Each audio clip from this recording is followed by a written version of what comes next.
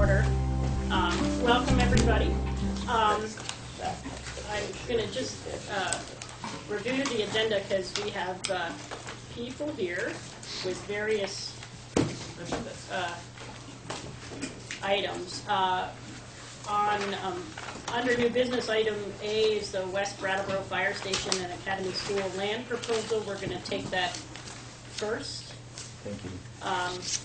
And then we will continue with the rest of the agenda, starting with item 3 down through to the end. So if that's okay with my colleagues, we will start with the West River Fire Station land proposal.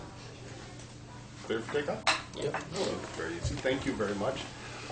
Everybody, my name is Patrick Moreland. I'm the interim town manager for the town of Brattleboro. With me this evening, I brought Fire Chief Mike Bacassi, Assistant Fire Chief Pete Lynch, and our project manager for the police and fire facility projects, Steve Horton. Our intention tonight was to come before you and to actually discuss the possibility of a land sale. That changed about 3 o'clock this afternoon. One of the things, I was in a conference with our attorney, Bob Fisher, and I asked him to throw together a memo describing the process by which we would conduct this sale, and I was going to present that to you folks. What we discovered when we were downstairs in the land records was something we hadn't really counted on, hadn't really anticipated, which is that the land that the firehouse presently sits on is Town of Brattleboro School District land, and that the town has a 99-year lease for that land. And I can leave for you a copy of that. And I think it's something you all should be aware of. Yeah. And you've been paying rent all that time. Excellent. In addition to that, in the very next recording in the land records was a similar lease for the parking lot for 99 years. These both date from 1980 and have almost 70 years still to go on their lease. Which parking lot is that? This is the gravel parking lot next to... so the road's on top in that map. Western is here, south is here, and this is the present fire station. Okay, thank you. And so one of the things that I'd like to read comes from the recording of the lease for the parking lot. And it states, and I should probably provide, just a couple of copies. Under provision 4, it says, provided always that the leasee will occupy and use said premises for a general parking lot or for some other public purpose approved in writing by the leaseor. And so what I think we would ask of this body is that you consider drafting a letter which stated we think this is a suitable public purpose on that space. And I think at that point in time we would be cleared to continue our planning both on the existing firehouse land and on the parking lot. And so this news kind of came to us very quickly this afternoon, and I apologize for not having a little more prepped up ahead of time. Our belief at this stage in the game today is that this is plenty of property with which to transact what we were proposing. We need to now sort of take a step, sit down with Steve Horton, sit down with our architect, and sort of verify this. But our assumption, looking at it, is that what we're proposing would fit into this footprint. And so if this body considered writing a letter and indicating that this was a suitable use, we could conceivably be done with this. And if we had some further issue that revealed itself upon more investigation, we could come back at that time, but we might not need to. So I have 2 questions. Sure. The first being, maybe you want to just explain to everybody what you were going to do with that land. Sure. I think I know, but Sure. What we've been tasked with doing is some serious improvements to the police and fire facilities across town. So that project is going to take place at 3 different locations: at the municipal center where the police department is, at Central Station over on Elliott Street, and then there's a significant renovation and addition project proposed for the Station 2 in West Brattleboro. What our contractors and architects have been able to demonstrate for us is that we are able to save several $100,000 by building a new facility and tearing down the old one, as opposed to the renovation and addition initially conceived for this project. And because we are concerned about raising taxes and trying to find ways in which to keep the cost of the project as reasonable as possible, we're trying to explore those opportunities. And so what we would be generally proposing is that we would construct a new fire facility in this general area, and we would be eliminating the existing fire station, and what we would very likely end up with is some sort of parking over here where the existing station is, and a new station on what is today the parking lot. okay. So then my second question: I'm all for saving the town any taxes, but what you're proposing seems to me a little bit strange in that. I guess when this was leased before, perhaps maybe not, but I would think of a lease as something easily removed. And if you're going to build a facility on it, hopefully not be easily removed, right? Right.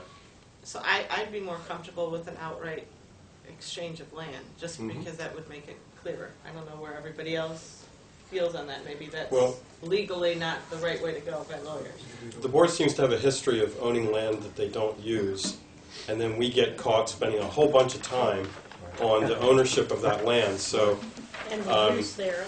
it seems pretty simple right now, but if we deeded you the land, then that land, given that you're putting a building on it, essentially no longer becomes the responsibility of the school board. So I would push real strongly not to continue the lease, because that constantly pulls us back to things that are not really related to school board business. If it's agreeable, can I propose something that's, I think, somewhat consistent with both options? If the board would consider writing a letter indicating that this was a acceptable use, and the town agreed upon the completion of the project that we execute a transfer of the property, do you think that's something that might be agreeable to you? Because then in the long run, we would be taking the property off of your hands so that it's no longer something you need to be focused on or dealing with. And if we utilize this clause in the existing lease, that allows us to begin to make progress immediately with the architects and to actually get that sort of up and running so there's no delay. Yeah, so this gives you the chance to move very quickly because you need to on We can this start new tomorrow. process. Yeah. On But if we planning. tie it up with lawyers trying to figure out how to transfer the land, that slows you down. Exactly, but I feel very strongly that it would be in the interest of the town, and the town would be interested in pursuing a transfer at the completion of the project. That sounds good. And then my only final 2 questions would be to Ron and to Andy, if there's anything that you guys had thought of, since you're principal there and superintendent. Well, my first reaction is that's where I thought the principal's mansion was going. A retirement home. You were going to build him a mansion, weren't you? Yes, we were. No, I think that's a good use, and I've talked to the chief and others in the fire department over the years is trying to figure out who actually owns the land. It's always been a question, including the land that the fire station presently sits on. One thing I would add, I'm all in favor of the fire station going there, but the thing I would add is if we're going to give it to the town, in the last several years it's been more difficult to, there's been a greater separation between town and school district. So for example, if you have a pothole in a driveway, it used to be the town would come by and when they did Western Ave, throw a hot top in there and do it. In the last several years, that's not so much the case. So I do feel like we're giving something to the town. It was nice to get something back. We get some Consideration. back. I mean, but it's 99 years of well, I mean, and that's, that's a valid thing because it has been true that it used to be that some minor things around our grounds were fixed by the town, and and now it's sort of like, well, that's not our problem. How about this? My pet project, the crosswalk in front of Academy School that it's now being studied, I guess. Mhm. I'm waiting for the nasty, evil announcement that happens to have been a serious accident site. I know of 2 or 3 kids that have come very close to being hit by vehicles there. And to me, it's just not a laughing matter. It's an issue for safety. I think it's an issue that we take seriously and have just recently, last night, engaged a professional engineering company to help us explore ways in which to improve pedestrian safety at that, from Academy School up to the 7-Eleven. So it's definitely something we're concerned about and focusing on and looking for what are the appropriate solutions to sort of, improve that location. So when we talked about this last week, the issue came up of complicating the exchange with sort of conditions, but I would say that since it seems appropriate to pursue this immediately, we can talk about sort of fair exchange at the next step. So, does someone have a motion to propose? You want to do it, Dan? Well, No. we were asked to write the letter. Okay. Seems like we would propose that the town's lawyer writes the letter to. I mean, I think it's reasonable for Bob Fisher to craft a letter. Yeah, that and then we'll the board vote on can it. review. Yeah. Okay. That works. And can we vote on that sort of out of session since time seems to be of the essence? If we get the letter, we can just Yeah. deal with it Right. on the fly. But in the meantime, we can give them approval, tacit approval then, to go forward. Could you with talking authorize about- Ron to sign a letter drafted by Bob affirming that this is a suitable public use? Well, I'd rather have it that the board will finalize the approval, Okay. but you could authorize, the board could take action tonight pending the approval of the letter. So do we have to do a motion? You want a motion for that? Yeah, that's, I move that the board give, can you say pending approval? Does that adjective go with that now? sure. Pending approval of the honor of the lease on the parking lot parcel per Bob Fisher's discovery today. How did that? That was pretty great. good. That's, You got that, Jane? Might be provisional approval, but On I the release thought of the that Penn- parking lot and building, or, the parking Just- lot. The lot. oh, it's all one thing, okay. The Both parking lot, parcels. okay. And instead of And pending then- approval, it was provisional approval. Thank you. Oh, Should provisional. say approved for public use, or the Yes, fire that station. we approve that the changes to the lease are an approved public use. Jane will get it right. Okay, honor the lease, parking lot,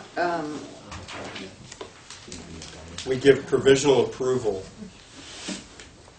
yeah, Use that land. to the, yeah. Provisional approval to honor the lease, or, we better To get the allow- letter. No, honor the proposed use of the. Yeah, with provisional approval that proposed change in use. in use is a approved public purpose. of the, okay. Do you want to read that back, Jane? Yeah, read it back, Jane. People. Okay, the board gives provisional approval to the proposed change in use of the parking lot as approved public purpose. I think I got something in here.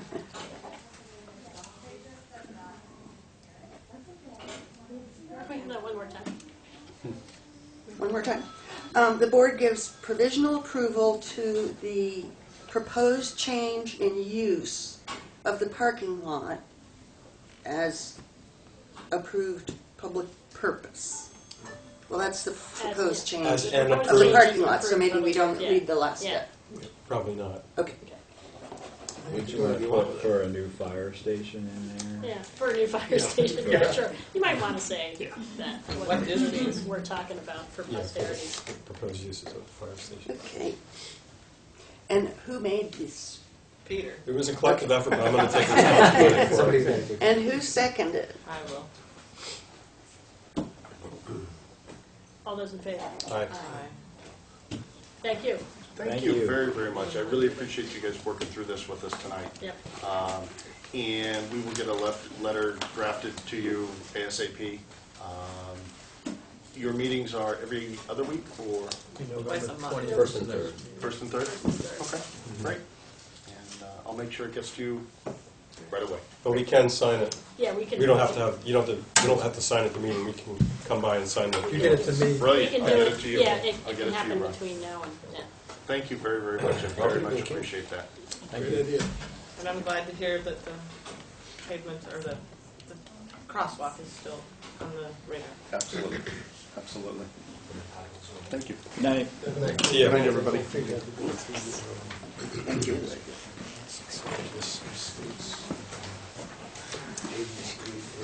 So, item 3, recognition of groups or individual visitors. Hello, individual visitors and public comment. Are there folks here who are speaking to items on the agenda? That specific agenda items? Yeah. I just had a question. I think, I haven't seen an agenda, but I think I saw one earlier that had something about the public forum discussion. Is that? Yeah, that's further on in the, yes. I cannot be here that long because of family responsibilities, but I agreed to ask this question that maybe could be answered in the public comment period, just for an update on where the planning of some public engagement around the direction of our schools is.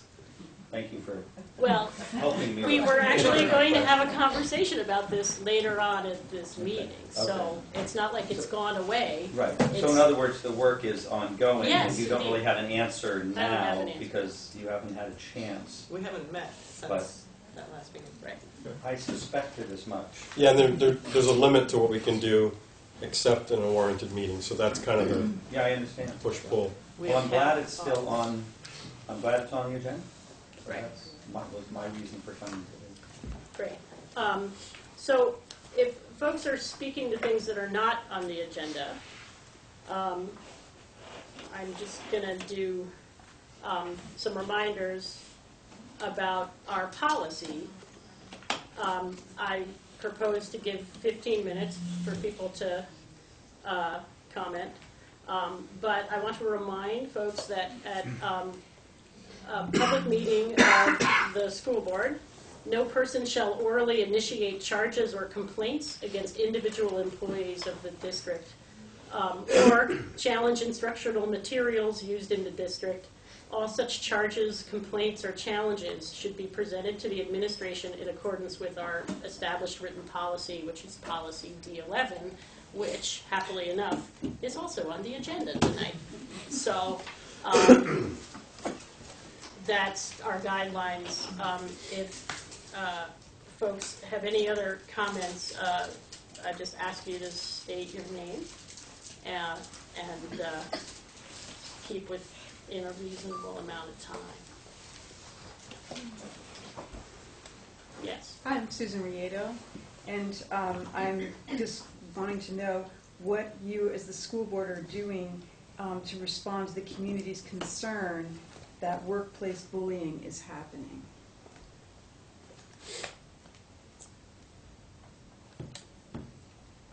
I guess I have one quick answer. One of the things that mumbled around in my head, and I know in a couple of others, was exactly what is our policy on bullying and how it is, and so we've asked for some clarification on that so that we can address that and think of how it goes. And I suppose Margaret has. So also, there is a complaint process that employees have, right? Complaints about their fellow workers or their supervisors that is needs to be pretty clearly followed.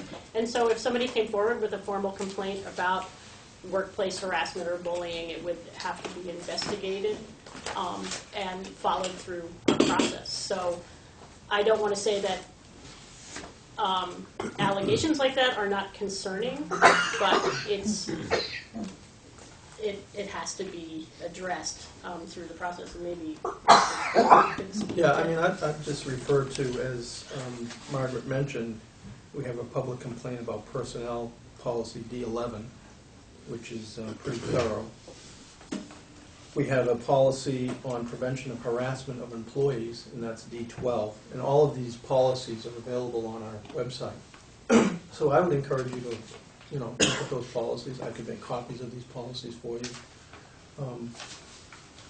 That's procedurally how we would handle anything like that. And one of them, I'm not aware of a specific complaint that you just made reference to, so.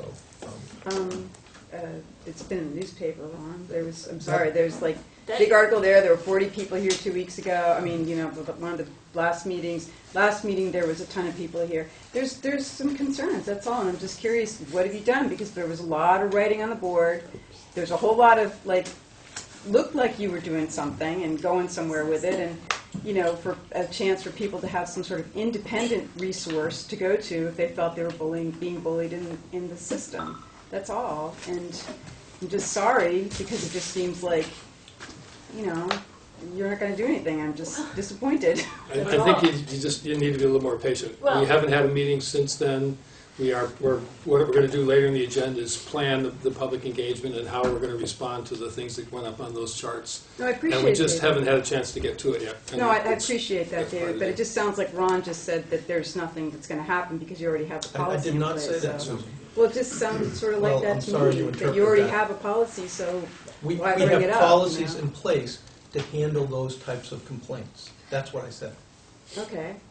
And there has not been a formal complaint lodged, and that's all. And you're referring to things No, I'm in the not really newspaper. referring to anything totally specific, but I'm just concerned, and that's what I'm asking. And Yeah, and I'm I don't answering mean you to that sound way. defensive about it, because generally I'm concerned in general that there isn't, I don't want to go on. Other people have other things to say. I just am curious, and I'm hoping that something will come out of it, that's all, because it looked like there was a lot of energy, and I'd be really sorry to see that it just all gets sort of swept under the rug, because I think there are some possible things. Complaints like that don't happen in a vacuum, and it seems unusual to me. So, It's definitely not swept under the rug. We Thanks. That's can't all, talk David. about Thank these you. things until we're all together in Sure. public. I appreciate And that. that's our constraint. Okay, so And you there's don't something want us going talking forward, about that's it all. And I in just am secret. glad to hear there's something going forward, because I think everybody's probably a little concerned about it. the other thing is that one of the policies specifically uses the word bullying, but it's not really defined. So part of the process is, where is that referenced in the policy and what exactly does it mean? Because it's only used once in the policy, so I'm sure that's going to be part of the ongoing discussion. I think you're confusing, though, and I object to you using the term swept under the rug because that's a little bit over the top. But I will say there's an issue of climate in the schools, and then there's an issue of specific complaints. And I think we have to make a distinction between those because a specific complaint has to be followed with almost legal procedure. The issue of climate is more a matter of community and judgments, right? not policies maybe, but judgments made by staff and administration, and that's a slightly different issue than about a specific complaint. Yes. Well, I think one of the. Name, please. Jackie Gould. I think one of the confusions sometimes is there are new terminologies that don't fit with the word complaint. And while there are specific and legal ways to make a complaint, it's hard to, first of all, make a complaint when the people that you're complaining against, or the bullying or cyberbullying that you've experienced, you have to complain to the people who are doing it. And that definitely is not safe and creates a climate of fear. And I know that from my own experience in this district. And I also know that the term bullying, as you said, really needs to be clearly defined. And for myself, when I experienced this same kind of thing, I didn't even know the word cyberbullying until years later when I realized, oh, that's what happened. So all of the terminologies need to be very clear. But on top of that, I think there needs to be clear education as a group between teachers and administrators together. Change climate that includes beyond legal complaint. Because when everyone gets into only to be able to open a book and say, here, it's all right here, it's very different than feeling safe enough to maybe not make a formal complaint, but to ask for help in a situation that's difficult because you're complaining to the people who are supervising you, and there is retaliation. I don't know if you'd say it's the human condition, but just as with children, the same thing happens with adults, and experiencing retaliation is very stressful when you're in the middle of trying to express a grievance or feel safe in your workplace. We're kind of bleeding into that and discussion, also, right? and you're making allegations against district personnel. Well, it's very kind of broad, but it's a little. It's not an allegation. I've had experiences. Well, it's my own experience. Okay, I'm sorry. So I would say it's my own experience. It speaks for itself, but I'm telling you that through that experience, I believe that there need to be very specific definitions of what bullying is and what cyberbullying is, but also that there are systems in place that don't involve a person having to complain to the person who may be in the position may I answer of power. That? So may I answer that? So in our policy, Code D12, mandatory policy, alternative complaint policy processes. Employees may file complaints with both the district and state and federal agencies.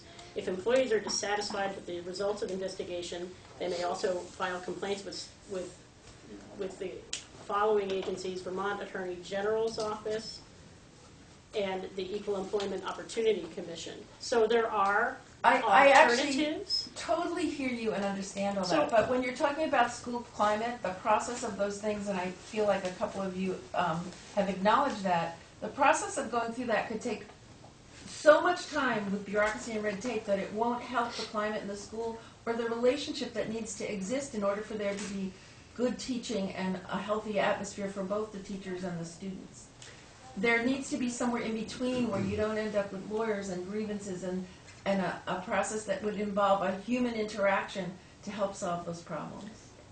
And I would say personally, I acknowledge what you're saying, and I don't think the board here is pro-negative work climate. Am I correct? So I just want that to be perfectly clear. I understand that. There are also other school districts that have things in place, and maybe it could be something that this school board does is to check in with other school districts, whether it's nearby or other places, that have maybe solved some of the problems you might face, because you don't have to reinvent the wheel. Exactly. Vicki Roach. And I think Peter alluded to it a little earlier, but maybe just to clarify, is it your guys' intention to review those policies? Yes, at this meeting. Right. Okay. At this meeting. Okay. I didn't know that specifically. Yes. So and I think maybe that would help clarify and also look into the thing that you read, the D11. I'm pretty sure that refers only to harassment, which has to be based on a particular class, race, religion, or any of those things. I've looked up on the Attorney General's website, and even there's another civil rights thing there. Yeah. And it's only if you're in one of those protected classes. So I think, that might be part of the discussion. in looking through those policies to see how are you protected if you're not in one of those. Jen Rice? Hi, Jen. I would just like to suggest that perhaps it might be an idea to have a policy that's based specifically about bullying as opposed to harassment. Because the policy that's there now seems indeed to be focused entirely on harassment, and I think there's a difference between bullying and harassment. So perhaps to create a new policy about bullying.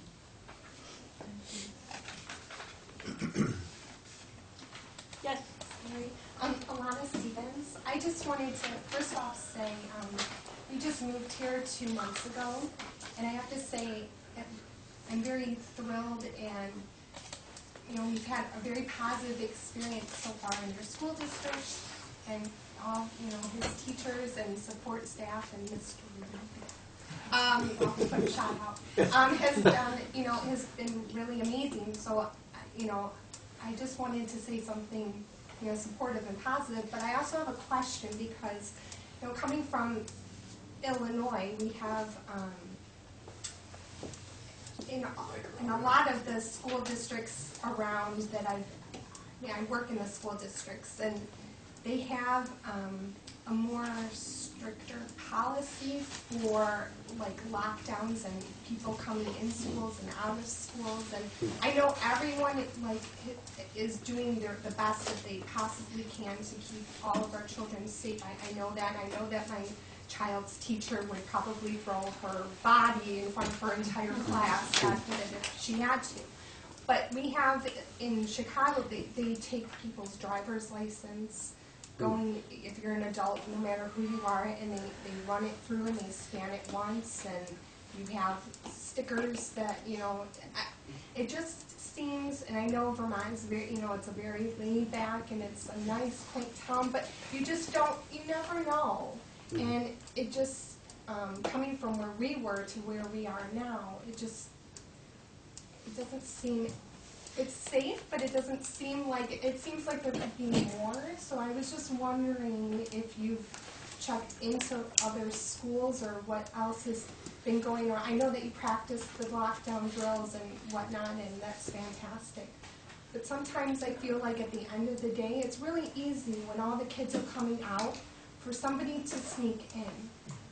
When the doors are open, it's really easy for anybody, and I just think that sometimes we have to take extra, it's better to be more extra cautious than... So to respond to that, we had a lot of discussions on this last year, actually. And we're actually continuing it with the town. If the fire chief and assistant chief were here, they would talk about how every other week they're meeting as town representatives along with the school people, and I'm usually part of those meetings, and they're actually formalizing a lot of our emergency procedures that we have in place, but they want to make sure it's coordinated with the town. And so actually we'll be having further meetings with principals and the town officials, and they'll do what they call a tabletop exercise, where we'll do a few of the scenarios that we would think would be possible incidents that may occur. And so we will have the police, the fire, the state police, the sheriff's department, along with the school personnel, working through those scenarios that will tighten up our procedures. And last year we went through a lot of work with the security at each school, and so we're going to continue with that review. Yeah, I mean, I don't doubt that you're trying, your very best. I don't. I just know from coming from a different state that there's been more, like they have a whole computer thing where they swipe, they take one thing of your drivers. Well, some of them were quite small, and some were bigger. The ones that were bigger happened to have more problems, and so therefore they have metal detectors and so forth, which God forbid, I don't want you ever to have or experience, because it's like going through an airport. And that was part of our discussions last year, was the feeling that we want, Yeah, and we and had in the schools, and what was safe and what was realistic. Absolutely. And actually last year is when we started to keep the doors locked. But definitely at the end of the day, the beginning of the day, I just think at the end of the day, when all the kids are coming out, it's really, really easy for somebody to come in. And it might be interesting for, I mean, back home, they used to take some of the school board members and they used to do just pop-ups and see if they could sneak into a school and see, you know, how is it doing. Because if you do it like that, you'd be really surprised. So, that's all. But I mean, it's been a very good experience. I'm not like here to complain. I'm just being cautious from comparing. Thank you. So we've used up our 15 minutes. I encourage you to stay because we have an action-packed agenda, which you can all contribute to the discussion for. But I would like to move on. The next item is the consent agenda on the minutes and warrants. Excuse me. Just move to approve. Yeah, I need a motion. I move to approve the consent agenda and the minutes. Second? All those in favor? Aye. Thank you. Administrative report, should I start with Lyle? Yeah, I think Lyle would like to provide an overview. We needed to change the agenda because I know in our work plan we talked about science standards and Common Core review. Paul Smith was not available tonight. He's going to come on November 20th. And Lyle Holiday and Brian Bittner would like to provide an overview of some literacy achievement results. And so I'd like to turn it over to Lyle. And then I know the principals, I know Andy and John will be providing student climate survey results. Jen had done this at a previous meeting. I also have some parent survey results that I'd like to review as well as part of that discussion. Great. Okay. Take it away. Okay, Lyle. thanks. So as you recognize, there have been huge changes in education and teacher responsibilities in the last 8 to 10 years. We've gone from Vermont standards to Common Core state standards. Along the way, we've gone through grade level expectations. And at this point, there's now an expectation that supervisory unions ensure that there's a curriculum that's aligned K to 12. And as well, there's more accountability at all levels coming from all levels as well. So the Office of Curriculum and Assessment has worked with teachers and principals to support some of these changes. At all grade level meetings for the past 2 years and into this fall, we've been introducing Common Core state standards and emphasized the changes that those Common Core standards will bring to teachers in the classroom. We've been arranging for schools to go through the Keys to Literacy professional development, and we have a professional development plan outlined for all schools in the SU. But part of the plan is what is called Keys to Literacy. And this is to help integrate science and social studies with literacy. And a part of this work, Brian Bittner, who's going to speak in a few minutes, has worked to coordinate with the Bonnie Vale Environmental Education Center and Flow of History with social studies to incorporate Keys practices with science and social studies. So those courses and professional development are really working to integrate the literacy with science and social studies. Other changes that you've probably noticed through your budget process, we have teacher leaders in math and literacy at schools that they really provide on-site professional development with the purpose of thinking about how are we going to implement Common Core in the classroom. We have math and literacy coaches to work on whatever teachers feel like there might be a need for in their work. And Lyle, how long have we had the coaches? Brian, how long have you been? You don't remember? I'm sorry. John, It's like yeah. 4 My years. fifth year. 5th year? Fifth year. So 5 years for Brian and 4 years for math. The Office of Curriculum Assessment and the coaches, Brian and this year Paul Smith, the math coach, work with principals to help them become more effective instructional leaders. And that has been a change in focus for some principals to move away from just facilities management into really being instructional leaders, working with teachers. With teachers or principals? Excuse me, with principals, but with principals being able to work with teachers more effectively. One of the changes we've noted in the last few years is we've moved from a teacher-created curriculum to a teacher-implemented curriculum.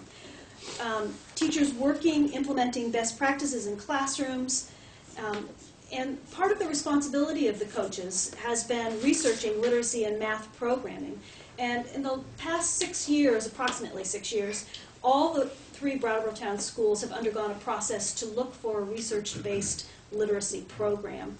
And this process has included groups of teachers from the site, the literacy coach, the principal of the school, and a representative from curriculum and assessment, and looking at a number of options.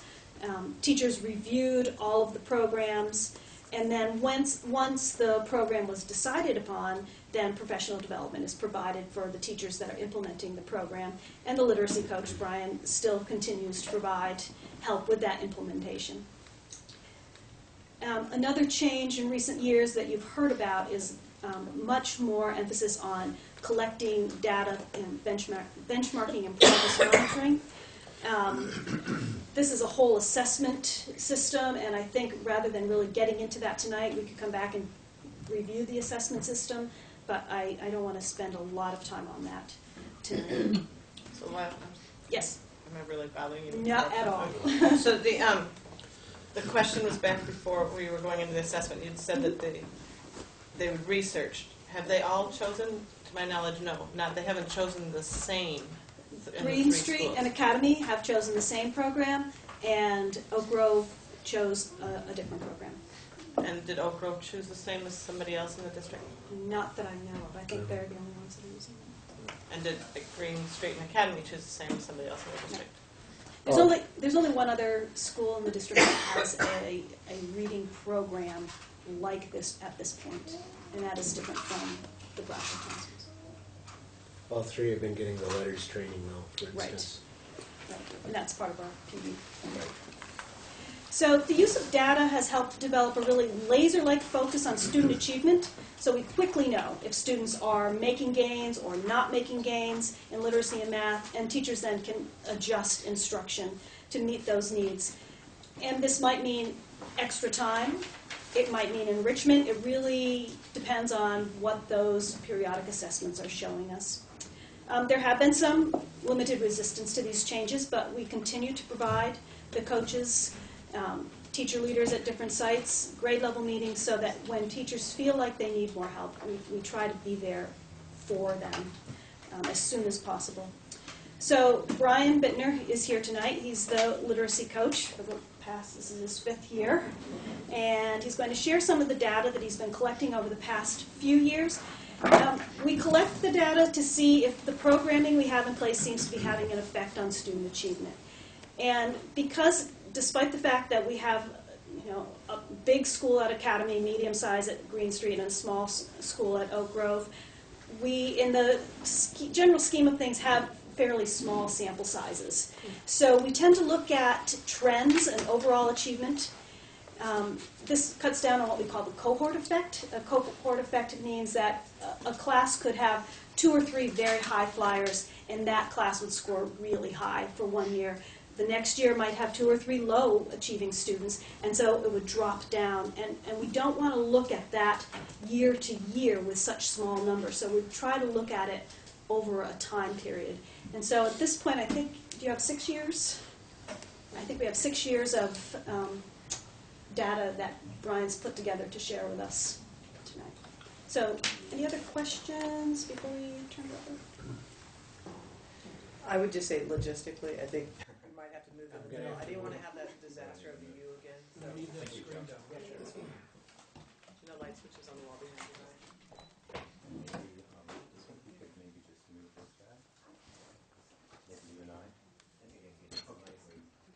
When I took this job 5 years ago, I made 2 promises to the school board.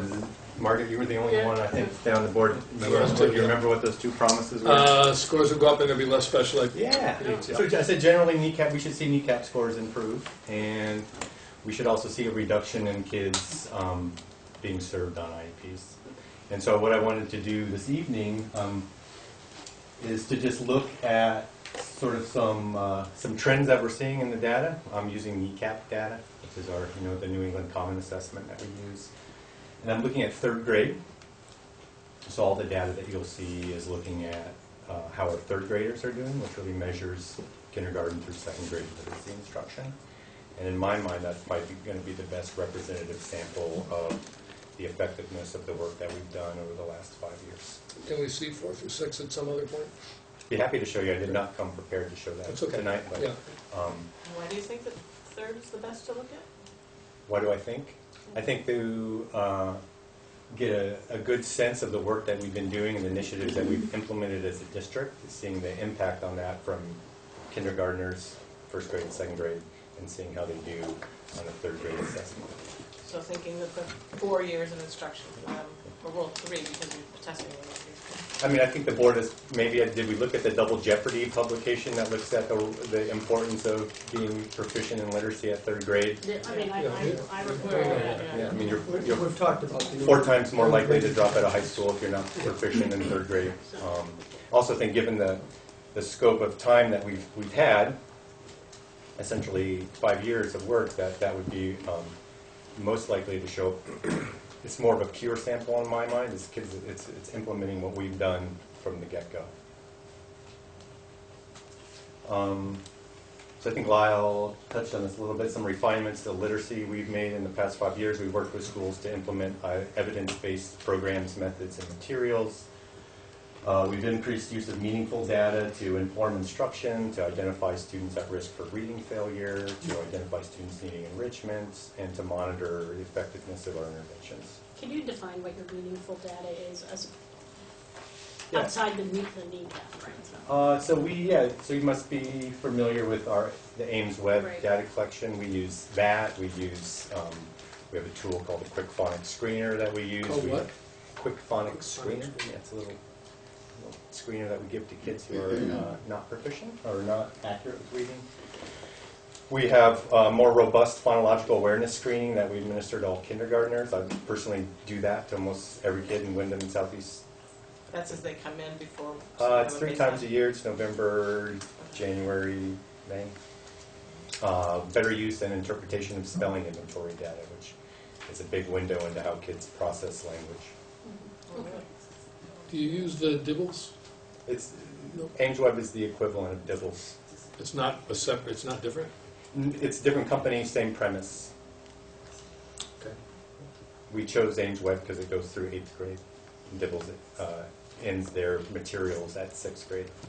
So having something more comprehensive through middle school. We've also, as Lyle spoke to, we provide evidence-based professional development, LETTERS, which stands for Language Essentials for teachers of reading and spelling.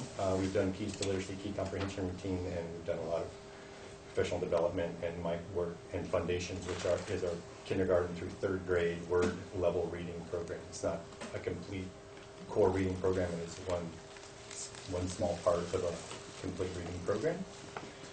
So I think this data tells the story of our efforts to improve the quality of literacy instruction in the past 5 years. As I mentioned, 3rd grade NECAP assesses literacy instruction, kindergarten through 2nd grade.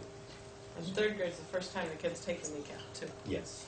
So just kind of sample size, each school year that we'll look at represents between 103 and 126 students with an average of 109 students. So about 110 kids in each sample. So each year, and about 96 to 98% of kids in Brattleboro Town School District take the NECAP. So between 2 and 4% of kids are being assessed on alternative assessment. Any questions about that before we jump in here? Are you familiar with the NECAP reporting? You get a 1, a 2, a 3, or a 4. Of most concern are 1s, right? So those are kids that are substantially below proficient. Those are kids who just underline, who have minimal ability to derive, construct meaning from grade appropriate text. Those are kind of our non-readers, not doing so hot, really struggle with the demands of 3rd grade reading. Those are those kids who are 4 times more likely to drop out of high school. And then we also have kids that are proficient with distinction. Those are 4. So those are kids who are able to analyze and interpret information. Those are kids who can offer insightful observations, assertions that are well supported by references to the text. Right? That's the whole push of the Common Core, is being able to use text to be able to construct meaning. Kids that use a range of vocabulary strategies and breadth of vocabulary knowledge to comprehend a wide variety of texts. So I just put those in there because I'm going to focus on the shift from 1s to 4s in Brattleboro Town Schools. And just so you know, our data set, I'm going to present data that includes average scale score. So kids, if you're in 3rd grade, you get a 3 something. You get a 340, 350. That's called a scale score. 340 and above is proficient. And for 3rd grade, the scale goes all the way up to 380, but 357 is proficient with distinction. So you have a window between the scale score between 340 and 357, which is the proficient range. Then we're also going to look at students that are proficient or higher. Should have been my editor didn't copy. It's a real word. Yeah. Students that are proficient with distinction, students below and substantially below proficient. So this is just, so again, scale score, and I'm going to try and orient you to this graph here. And maybe we can raise it up. You know, Paul's been traveling with quarters these days, so. Quarters. Cool. So here's, I don't really want to touch this. Cool. So here's our scale score on the vertical axis. So the range is 300 to 380. I included 320 to 360 on any graph that shows a scale score uses the same range. The dark lines indicate proficient. The first line is below 340, that's being proficient, and the top line, dark line, which is at 357 more or less, is proficient with distinction.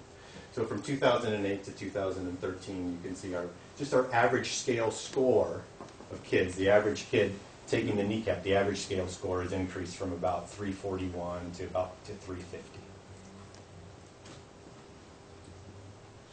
In You can say wow at any point. How many years had these interventions been taking place starting in 2007? Did these kids start to get the data support on some of the like around programs when they were in kindergarten? 2009 really would be the work that we started to do. This is as far back as I could get kneecap data. And I think 6 years present, in my mind, presents a pretty... So it was 7 years from when kids. No Child Left Behind was passed until we kind of got to the kneecaps. Well, first year kneecap was 06. No. 06. Yeah, we had the new standard reference exams. That's right. And then they switched over to the kneecaps. Right. And then really, the early intervention had been continuing, but now more focused on some of the literacy. Right. So Brian, I'll give you a wow, except that I don't know enough whether 341 to 350 is huge. That's why I'm sitting here holding back my wow. So just what? I mean, it's great that it's up. So That's yeah, obvious. so 357 is proficient with distinction. So we're getting very close. So we are 9 points. We're generally producing kids who are more proficient with the demands of 3rd grade text.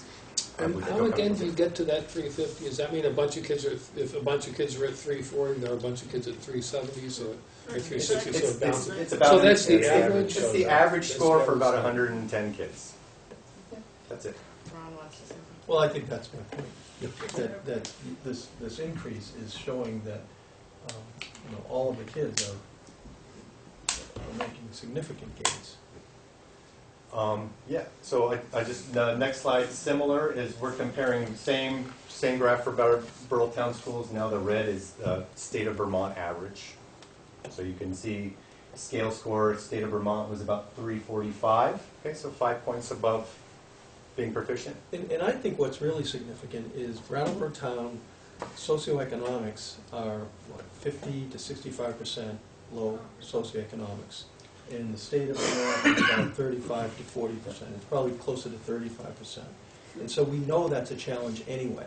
And for our scores to be where they are with the demographics that we have, I think that's really an accomplishment.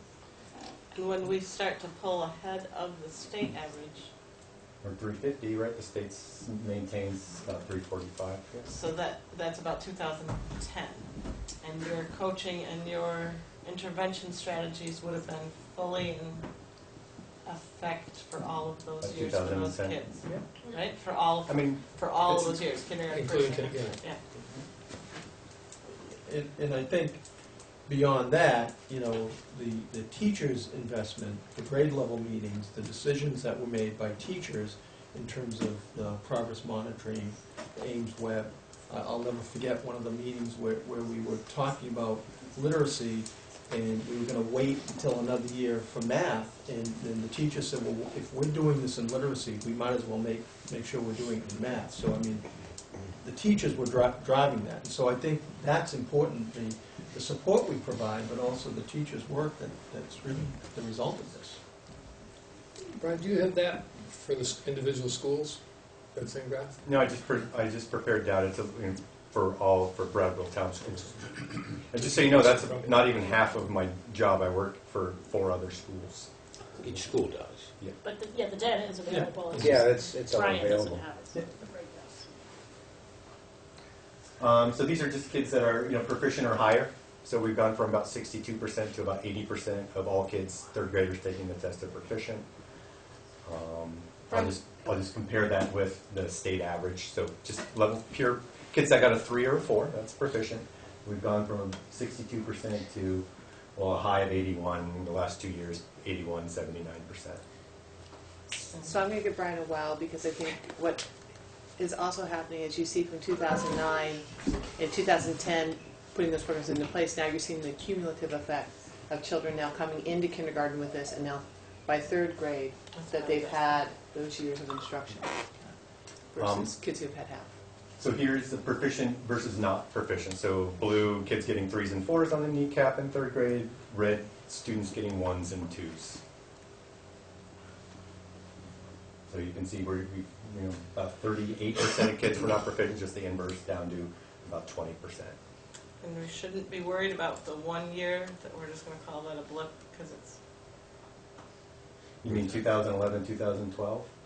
No, What's the 2012, 13, where it goes down. Yeah, I'm not going to worry about 2%.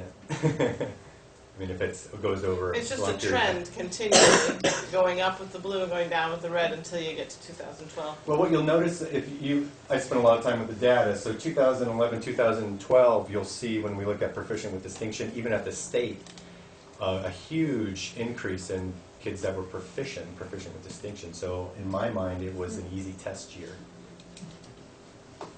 Yeah. I mean, well, 112, I think you're right. 2% is probably on the border of just a standard error measurement. Not significant. Yeah.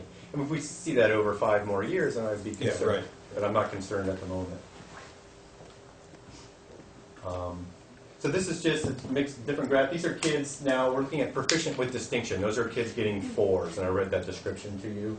So we've gone from about 8% now to about 22%. You can see that blip there, 2011, 2012, where there's just a big increase in the amount of kids that were proficient with distinction, not only in Brattleboro town schools, but in the state of Vermont. So, but if even if you average for that, we're still a pretty healthy trend. Now I'll just put, there's the state of Vermont average for kids that were proficient with distinction over those 6 years. So we can see we started considerably lower and ended up considerably higher for kids that were proficient with distinction on this one measure. The next slide I'm most proud of, that the work that we've been able to do as teams of teachers and schools, this is kids getting 1s. So about 22% down to, 5%. So 5% of 109 kids. I'm not the math coach, but that's not very many kids. And we can contrast that with the state average for kids getting 1s. Pretty powerful. Those are our kids that are 4 times more likely to drop out of high school. That's amazing. Yeah, it really is. And I like this. This was a fun graph to make, right? So it's just looking at the difference between kids in Brattleboro town schools that the proficient with distinction is blue and substantially below proficient 1s. So you can see we 2008 we had a larger amount of kids, right? 22% of kids getting 1s versus a small amount getting 4s, and we've completely changed that. So any questions about that? And that's pretty much the Brattleboro town school stuff. that I came to share. I have one more data set that I want to go through. Is it the socioeconomic? Because I'm used to Andy's charts always showing that gap that we're worried about. You don't have that for the 3 schools put together. For the income achievement gap? Yeah. No, I don't, but I would guess that when this slide here would be that remaining 20% are probably going to be mostly made up of kids that... Well, the thing that's always struck me positively from the Academy is watching, as a parent, watching that the kids that are reading better and in math as well going up, but we are also closing that gap of how many kids were not proficient. Yeah. And so we're not, because the concern I have is that we're bringing up the lower achieving kids, but we're not maintaining that top group going up as well. And at Academy, that's definitely been true, that both of them are going up. Well, I would say with the increase in the, this graph would show that, we're reducing ones by increasing the amount of kids getting 4s. I think that's targeting that high. And I also think when we see the mean scale score average go up by 10 points, that, to me that means we're targeting, everybody's making progress. So if you start, you were maybe getting a 3, now you're getting 4, you were getting a lower 4, now you're getting a higher 4. So everybody. And is it possible to break it into smaller cohorts, like, and then over 4 years, like kids that maybe in 3rd grade were in that 20% line, what happened to them in the next 3 or 4 years? And then for kids that were at 1, what happened to them in 3? And then I'd also like to see, because there's been a lot of concern expressed by parents about the kids that were at a 4, and are there graphs going up? Is there complacency there, or are they actually being challenged and going off the charts as well? Yeah, I mean, well, there's a lot more kids getting 4s. I mean, the ones that started there, Yes. are they moving? Yeah, I didn't look at that for the purposes Yeah, of I'd like this to see that, presentation. if you can. And especially over the whole 4 years. Yeah. Andy? I lost train of thought, sorry. Also, can you, I actually emailed Margaret about this, wondering if it's possible to look at sort of individually at kids that came through this process and then went to the high school, and were those gains sustained? Did they maintain them in 8th grade and in 11th grade? And I'm wondering if you could find, you'd have to go look up a bunch of kids and get their scores, but I would love to see that. Yeah, I don't know that. We should, I would guess we'd see some improvement too, but I don't know that would be as drastic as we're seeing with the kids in 3rd grade. Yeah, I'd like to see that, because we made a lot of changes and a lot of investment, and it would be nice to be sure that it was sustained. I've had that question as well. One of the things we look at, Dave, as well, is students that are in our system. Mm-hmm. So, and we know that their results are even greater if they're with us for a longer period of time. So, so kids who move into the school system, into Brattleboro Town School District in grade 3, for example, are less likely to be successful than the kids that are with us, or in any grade. So we do track the cohort group over time, over 3-year periods, so that we can look at, and that group gets smaller as they go, because when a new student comes in, they're not part of the original cohort group, but when a student leaves, they're out. You know what I mean? But we do track that, and we know that what we're doing is very successful, and that's another measure for us.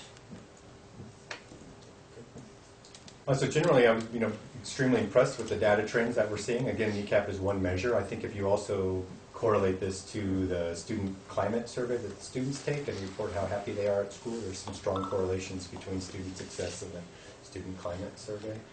I just wanted to add 3 more slides. I think a lot of unfair criticism has been leveled at Jen Hemmingson and the work that's been going on at Oak Grove. So I just pulled the Oak Grove data set out of the stream and compared it to what's been happening in Wyndham Southeast in general. So here's your average scale score for 3rd graders at Oak Grove compared to all the 3rd graders in Wyndham Southeast. So a different sample size, bigger. So you can see the average 3rd grader at Oak Grove is approaching proficient with distinction. Almost the 357, right? 356. And there's no drop-off in 2012 here. No drop-off. So you can see those last 3 years are extremely strong. That also looks at, those are kids proficient with distinction compared to Wyndham Southeast average. So last 2-year average is 40% of the kids are getting 4s at Oak Grove. And last slide, on this data set, 0 kids got a 1. 0. And there was only one kid. That's a good number. Only one kid who took the alternative assessment out of, I think it's the sample size of 20 kids in that cohort. So very impressive. I was curious, just what does it mean in terms of numbers? What it means in terms of numbers is that there's an equivalent of 1 full classroom of kids that are more proficient each year in 3rd grade. It's about 22, 23 kids are more proficient or are meeting the proficiency level in reading than we have historically sort of been able to obtain. So to me, that's a whole classroom of kids that are now have those literacy skills to go on and meet the increasing demands of more and more complex texts that they're going to encounter in 9th grades. I put an exclamation point on Brian's thought that several years ago, the students with disabilities in our system had a 50% chance of not graduating. So for every 2 students with disabilities, 1 would not graduate. If a student with disabilities doesn't graduate, they probably, the chance of them being employed or being successful economically in our culture is pretty slim. So that rate has dropped. I believe the latest is down to, it's in the 20%, somewhere in there. Some huge gains there, and our overall graduation rate at the high school has increased as well. So, so we have fewer students who are special needs students, but they're much more likely to graduate today than they would have 7 years ago. And there again, if you can't read by 3rd grade, end of 3rd grade, the odds are stacked dramatically against you being successful in school. And reading is the gateway skill. You cannot be successful engaging with content at beyond 3rd grade. And then we hear the goal was 100% proficient, and everyone likes to say that's not possible. I keep hearing that, but Jen achieved that. Jen did not achieve Well, that. but that's what you have in Oak Grove. It was 9. It was 9. I didn't put proficient versus not, but it's 92% in math and 88% in literacy, highest in the supervisory union. So it's still not 100% No. proficient. But in small sample size, we're talking 2 kids. So it's a little misleading that. Where did you say it was 0 then? Why is 0 then? 0 kids got 1. Set of ones. So a few kids got 2s, which are so close it's to still being below, proficient below at C level. Yeah. The rest got 3s, and then 40% average over the last 2 years we're getting. So we're close to 100. We're getting close. It feels good. But the Now we percentages change are the always test hard and when start you're over. dealing with just 20. I mean, Sample size. when you're dealing with 20 kids, one child or 2 can really. So And it's a great trend. But. I didn't know Brian was going to share that, so I'm kind of, my Midwestern background is still kind of shooken up right now with the humble games. It is powerful, and I think if you look at the data, and I had seen the data that when we look at what we've been doing in our schools with bringing in foundations, bringing in the skills blocks, bringing in the literacy curriculum, and just the tutoring. The tutoring, the coaching, looking at the assessments, which took us a while to get used to, like what we are going to learn from those. But what it has done is just change the conversation to, I can try this then. Oh, that's what's happening. I can dive in and help these students in a different way. And Brian's been really instrumental in bringing that to us at Oak Grove. And it's good instruction, it's good curriculum, and it's enthusiastic teachers who are making it happen. So I'm very proud. Thanks, Brian. Thanks, Brian. Thank you. Thank you very much. So we're going to do the same thing sometime soon with math then? As I said, I think Paul wants to do the science standards a Common Core review on November 20th, and we'll continue with that. Thank you for this, because this was one of those things we took as our metric. This is good. Great. You next. Yeah, so the other thing that we had highlighted on the agenda was Andy and John were going to provide the student climate survey results. Jen had previously done this, so what I'd like to do prior to that is just, I think I've got enough for everybody here. I've got a district-wide document. I could take one and pass it around.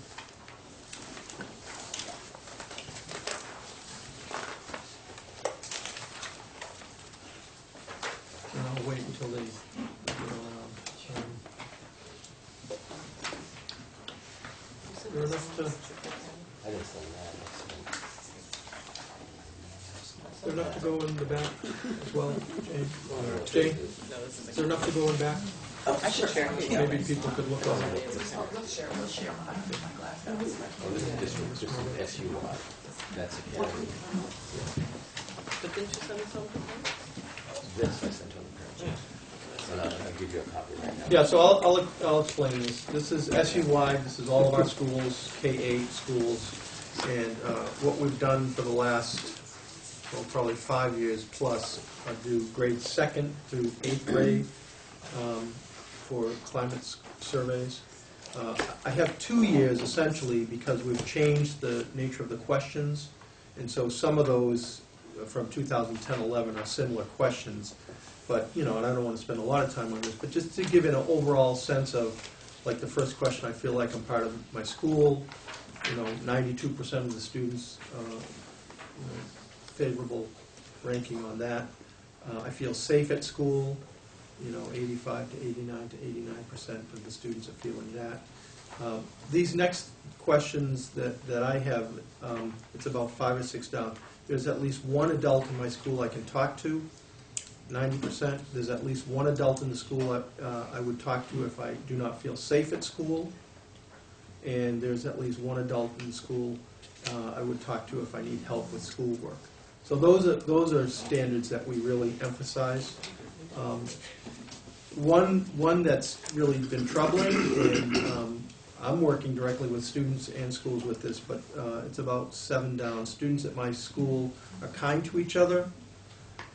That was a big focus of our middle school leadership retreat this summer when we had 80 students working on this, and we talked about the survey with them, and they said, yeah, this is something that we need to pay attention to, that 30% of the kids are not kind to each other. And so some of the schools are actually developing their action plans, their student leadership plans, based on how do we encourage students to be more empathetic and more sensitive and more caring with their peers.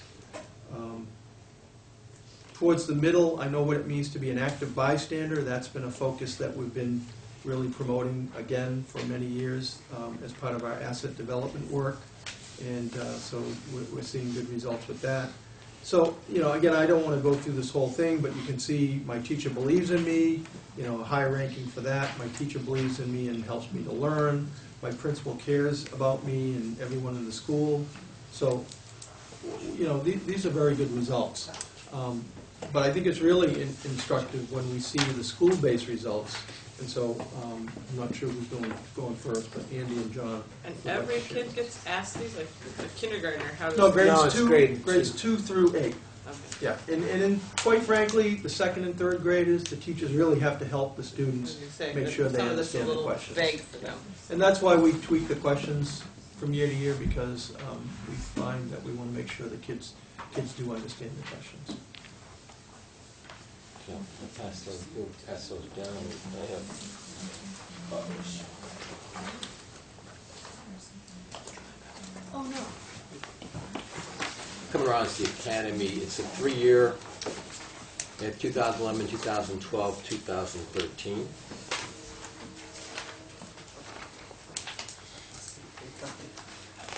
All the schools use the same questions, so you can compare this to the district.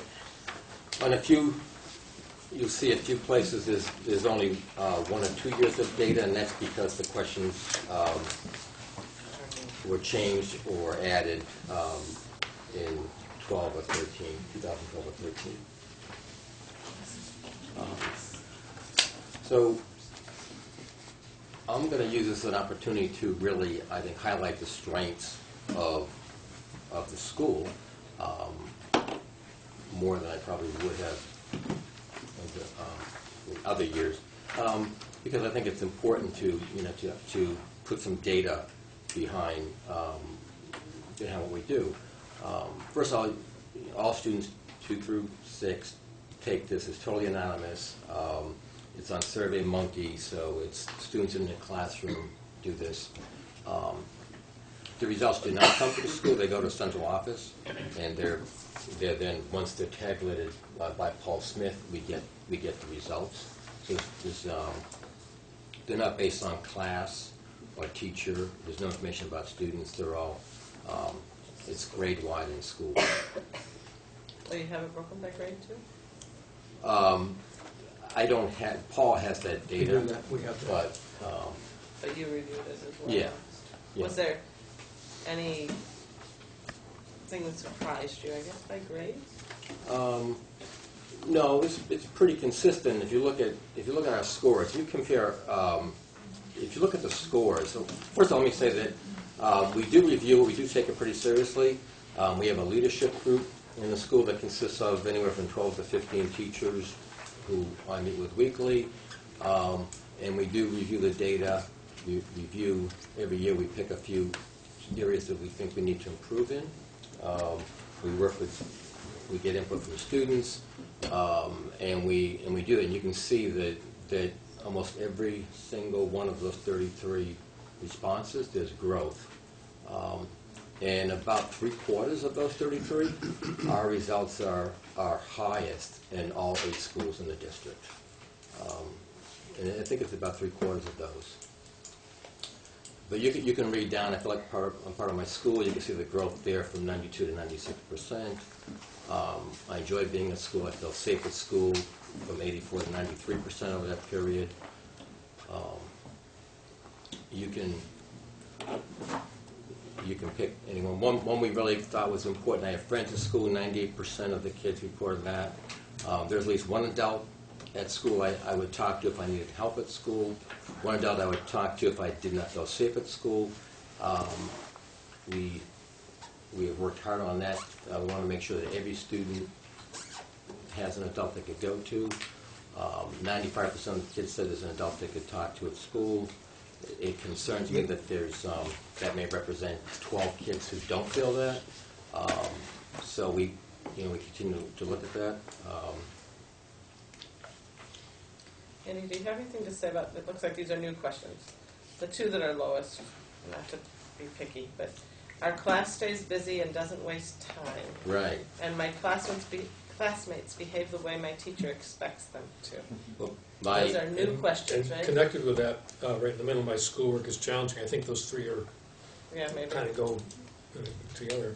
Yeah, but I was going to say that our class stays busy and doesn't waste time. Well, that's assuming that staying busy is not wasting time. I don't know if those 2 are equivalent, and it just seems like a kind of a funny question. Yeah, Yeah, again, those are some of those questions that we tried to tweak to make sure kids understood what we were asking them, because I think in the past we were hearing from students and teachers that they're not quite understanding that. So. Well, and I could see where a kid, especially at the elementary level, would hear from the teacher on a regular basis, don't waste your time, you're wasting somebody's time because you guys aren't getting in line. So they might just have that idea that they're wasting time, even if, what I as a school board member was looking at that saying, a class stays busy and doesn't waste time. What, they're just standing, or there's this many kids think that they're sitting around waiting for somebody else and they're just wasting time. But I don't know if that's not what they're answering here at all. Yeah. So we'll see trends over the next years to see how. Yeah, I think the average was 61% district-wide. So it's interesting that that's a low-ball question this year across the board with all kids in all schools. So how many kids would be hearing that all the time from the teachers? So we're not sure, but it's certainly something we want to keep an eye on.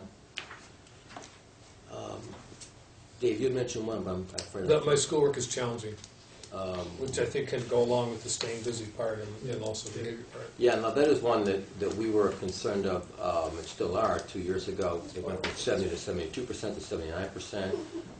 So we're definitely going in the right direction, but that is one of the lowest areas. I think you mentioned picking areas to improve, and that looks like, well, actually, it's redundant, because I know you're implementing all kinds of programs to improve behavior and to challenge kids, and to make sure they understand expectations. So just like, you can pick it out to focus on, but you already are.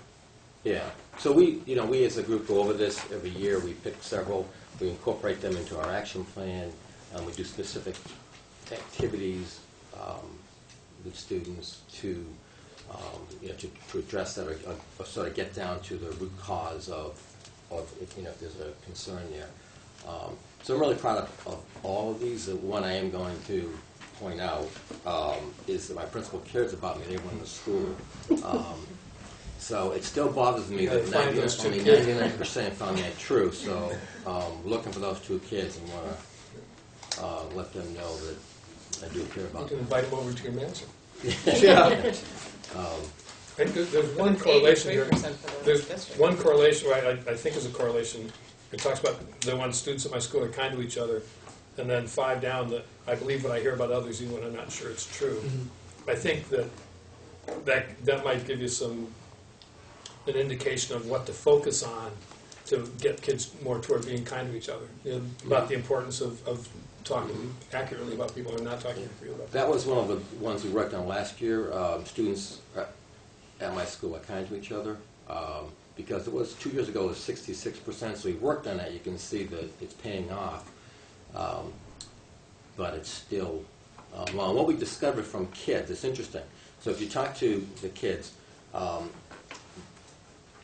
they will feel that their students that are unkind to them, if one kid might do something that was mean at recess or in the classroom, wherever, in the hallway, the bathroom, and that really stays with them. Oh, yeah. Absolutely. And I don't know how many acts of kindness it takes to undo an unkind act, but it's. I can remember some that it's 60 years later, and I still remember it. Yeah, but that is, we do pay attention to that. There's one that jumps out to me. It is wrong to have negative views about people before we know them. All the rest are sentences about I feel, we feel, and that one is kind of like a moral judgment thing. And I would imagine most kids would say, is this a true false? It is. So that's kind of a funny one. I don't know. That's one of the ones that Ken Williams developed as part of our middle school leadership assessment. They do a pre-assessment before the training, and then they do one afterwards. There's probably about 10 of those questions in here. And, there's some that are, it's challenging. It's not sort of action-oriented. It's like, it's a moral judgment. Yeah. That's it. All the rest don't have that element. But. So, to coincide with this, we've also noticed fewer and fewer classroom referrals, office referrals to students who've been disrupted, being disrupted in school. Last year, we actually had more referrals. Of the 3 years we get referrals, school bus, classroom, and recess. Classroom was the lowest. We actually got more on the school bus and got more from the playground. So we are working hard as a district with bus behavior, with drivers. We have a new camera system on the buses now, which we're monitoring. It gives us a lot more information about what happened on the bus. We can actually talk to kids about that. A lot of that is proactively, and we are working on different activities at recess to make recess a gentler, safer, kinder experience for kids. It seems to be paying off, but it'll be an ongoing goal of ours. This came up when my kids were in elementary school. Parents are not allowed to ride the school bus for legal reasons? Yeah, well... Or...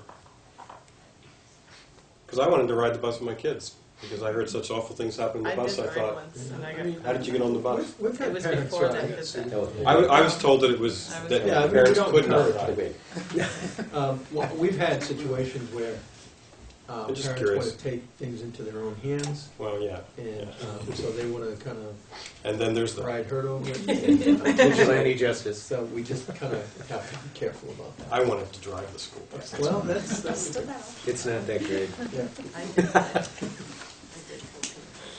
So I also have the Could- parents. Could you hang on to that? Sure. Because I'd like to do the assessment, the student assessment, and then I actually have three sets. Okay, coming around is the Green Street. It's it's set up in a different way. It's a 3-year from 2011 to 2013. Tough act to follow there, Andy, but anyway. What I've done is I've listed, it doesn't have every one of the statements that are made in the survey. What I did was I pulled out the ones, you see the ones labeled NA, those are ones that were new, so I only had 1 year of data. Because this is showing the change from year to year. So when you look at year 2011, for instance, the first one, I feel like I'm part of this school, 90%. That means I dropped 4% from year 2010. So I just do this in a rolling 3-year average. And I present this to our staff at our opening of the year in service every year. One thing that we're working on this year is Andrew Spino and Lynn Layton run our student senate, and Andrew was part of the student asset development conference that Ron was at this summer with the middle schoolers and the upper elementary kids, and they're going to make this a real focus of their work this year, and that's new for them. So we're hoping that that's really going to make a difference with the school climate. But the things that are highlighted on the document that you see are things that were a change of 3 percentage points or more. As Brian noted in his survey, a couple of points one way or the other don't seem like that significant. And so I noted things that were at least 3% drop or more. And this is we had a good discussion about this at our staff meeting, and it helps drive some of the work, as Andy said, of for our action plan and for our Green Mountain Star improvement plan. For instance, it's staying pretty solid. The fourth one down, teachers believe in me and help me to learn, 95%. 2 years ago, and 95% again last year, 3 years ago. Again, the lowest one I've seen every year I've given the survey, and at 2 different schools I've worked at, that's always the lowest one, is students at my school are kind to each other, down in the 60s. That always tends to be the case, and that gives us a lot to work with in terms of through our PBIS efforts, and as Andy mentioned, trying to make recess safer. They've hired a bus monitor now, which is really helpful. And I know that one, I believe what I hear about others, even if I'm not sure it's true, that has gone up also, which is a concern. It was the lowest in 2011. So you can look this over and just note the trends. So some of these are different than the other two, whereas these two are the same. I think what John said, that he didn't you say you selected key questions? Right, and there's some that were... The surveys are the same. Right. The I results see. that he's pulled out to report are a little bit... And these are both second grade through sixth grade too? Correct. 2 through 6. Yeah, it's all the Because same. some of these seem really, a second grader, some of these are like... Right, whoa. and some of the primary teachers do, they sit down with the kids to kind of help them understand it. And even then, they might come over after the survey and they say, well, I don't think they really understood. But we still think it's good to get that information from second graders, because developmentally, they're being able to make some of those distinctions, but. And we feel it's a learning experience for them. It is. To talk about those questions, to make sure they Right. have discussion about those. Yeah, Can so we- the process is more important. Going forward, can we use the same questions? I mean, does this disrupt some of the things you're focusing out at the school if everybody used the same questions? Yeah, They do use the They same. use the same it's questions. This report that's different. The report's you're a little asking bit for a different. similar report. He just sorted it differently. It's just sorted a I little didn't see, differently. I'm often excluded from groups and left out of groups in my school. Is that? I mean, I don't see this on these other ones. So are you There are a saying lot of this questions is here that aren't on here. this is a subset? Is that what you're saying? Yeah, this is a subset that I had. I could get the full report, I don't have it. So that's But the we issue. could get You could straight get, yeah. results for this. I'd have that. Great, I'd love to get that. That'd be great. Yeah. And that, like Ron said, the survey evolves. Every year it seems like there's a question or two changed. There might be one that's added. And there's no perfect survey, but it is good information. So I'd just ask if there's any questions or comments that anybody would like to make about this. Work. So we heard at the last meeting, Ron, can I just share one quick? Yeah, sure. Okay. I won't go through my climate survey. I'd like to note that my nerves are down, and I know that shooken is not a word. That's my two words combined. And nerves. Shooken, it was a shook, shake, you're not shooken. You know, I'm not always smooth. I want to invite school board and others that next Thursday night we have our curriculum night. Our teachers group has put a lot of effort into creating a curriculum night. The classrooms are all going to be focusing on technology in the classroom and how technology is used across the curriculum. 5:30 to 7 next Thursday night. 5:30 to 7. The teachers have organized. Our parent event committee group has put this together, as well as our title staff. So the 14th from 5:30 to 7. So I promised I would put that plug out if people would like to come to that. And just to thank, the second thing I just wanted to thank the Brattleboro Endowment we received our check for winter sports. So that is a great bonus for us. So This is Pat. that was it, and then I will. Yeah. Could I just share one quick thing too? I also wanted to thank for the check from Brattleboro Endowment, but another thing I wanted to pass out is Mo has started making these monthly calendars for the school that go home with the newsletters, so I just passed this out. It's a real nice way for people to stick on the refrigerator and look at all the upcoming events for the month. So. Can I remind both of you, I'm not getting any information. We talked about getting your newsletters. I'm not getting. Yeah. Is anybody else getting it? No. Oh, no, I get from Sue. Okay. Yeah. I do too. Yeah, I guess, online. Sorry, okay. In an email, yeah. Neither Dave though. It's us. No, not even. Jill and Dave. Okay. And if Mo can send. Okay, yours as I'll get well. that. Sorry about that. Those I don't get. Okay, so, You guys don't? okay. Thank you. Okay, so comments at the last meeting about lack of input from parents, it made me think, I know we have parent surveys, and so 2011-12, we started, which was part of the Title I Parent Compact, where we, by state requirement, because we have title funds, that we would survey those Title I parents. And then we decided, well, we ought to create a survey that we can provide for all parents. And so what I gave you is a packet of the most recent surveys where we have Academy, Oak Grove, and Green Street.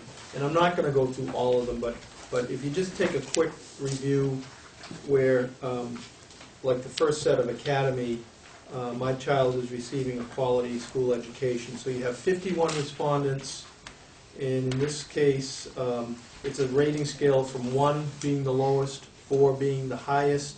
So you have a 3.57 rating scale. You could add up those percentages and see that it's 98 point something percent. Another one, the fourth or fifth one down, my child is receiving a well-rounded education.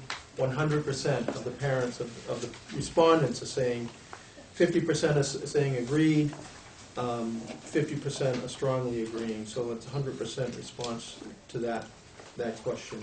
So And that's only 51 people? Those are the respondents, that's right.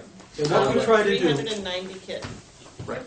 And so what we try to do is around conference time, and you'll notice when you go out the front, Jen has her box in there. And so in conferences, we're trying to get parents to do more and more of these surveys so we can get a better return back. And I'm just giving you the returns that we do have. Yeah, that's. The second page of that. I'm just making a point, Ron, that No, I understand. if we have people complaining that they have things to say, we're giving people a way to say it, but maybe, I'm trying to think how I was aware as a parent that these things existed. I do remember filling it out, but I don't remember how I got it. Well, I don't remember how you got it either. But well, I can tell you what we're doing now to increase the return rate is that at parent-teacher conferences, every parent, every teacher will give it to the parent, hard copy. The way it was done 2 years ago was we encouraged parents to do SurveyMonkey, so they got the web address of SurveyMonkey, they got the information, and then they did it, and for those who didn't have access to a computer, we gave them a hard copy. So, and perhaps that's partly responsible for the low response. So what we're doing, we've agreed that we're doing all hard copies this year, and we're going to give them out at parent-teacher conferences, so at least parents will walk out with that in their hand to return anonymously to the school. And you get about 90% of the parents do come to conferences. We target 100%, I know it's, yeah. but this conference we usually we're 95, 96%. Yeah, so at least everybody, a lot of people are getting it. We did. 1 year we got 100%. That includes some cases teleconferencing. We do pick up parents if they can't get there. We are committed to 100%, but sometimes you just can't. I'm just pointing out, Green Street was 55 answers, and Academy is 52. So About 200. yeah, we got to pull it up here at all of these schools. So second page, school provides a safe, positive, respectful, and supportive school culture. Again, the parents responding to that, very high percentage of response to that. The third page, the series of questions I feel welcome when I come to school, and it talks about the school community is responsive to parental concerns by the school office, by the principal, by the teachers, by the counselors. Again, you can see a very high positive response on that. Next page, teachers are responsive to parental concerns and questions. That's 100% response, positive response to that. You can go through the next section with Oak Grove. The first page, my child is receiving quality education. 100% of the parents that responded, again, 23 parents, 100% responded favorably. My child is receiving a well-rounded education, 92% of those responded. So I'm just giving you this to take a look at this, spend some time with it. If you have questions related to the responses, we'd love to come back and talk about that. But I think this is important information that you're getting from parents that are surveyed about their feelings about the school and their students' experience. Who designs these questions? Again, it was from the Title I parent survey as part of a state mandate. We developed the questions and broadened the questions based on, I think, models that we've seen. Some are questions that we're required to ask, and then some we try to really target. I was just thinking that we are talking about public forum and ways of getting information, that maybe we could use this and have some input into that too, as a board. Sure. Because I mean, it's already existing, we don't have to reinvent the wheel. Right. This is from what year, Ron? That survey was 2011-12. I know John has a more recent survey from last year, and I think the other schools are doing it this year, and then we will be doing it every year after that. So.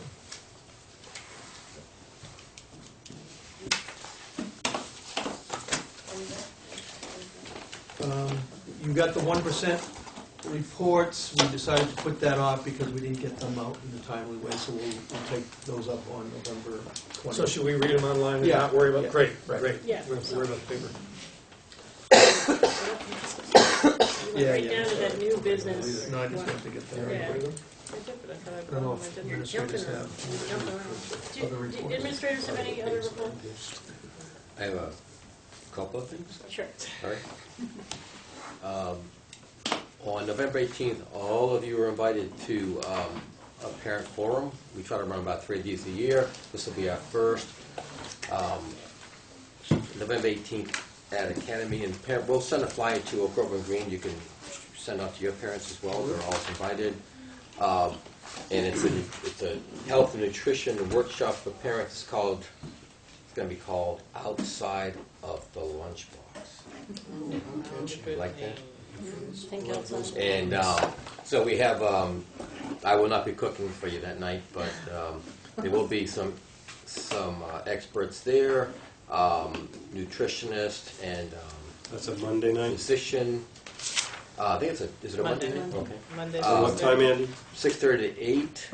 There'll be a musical academy.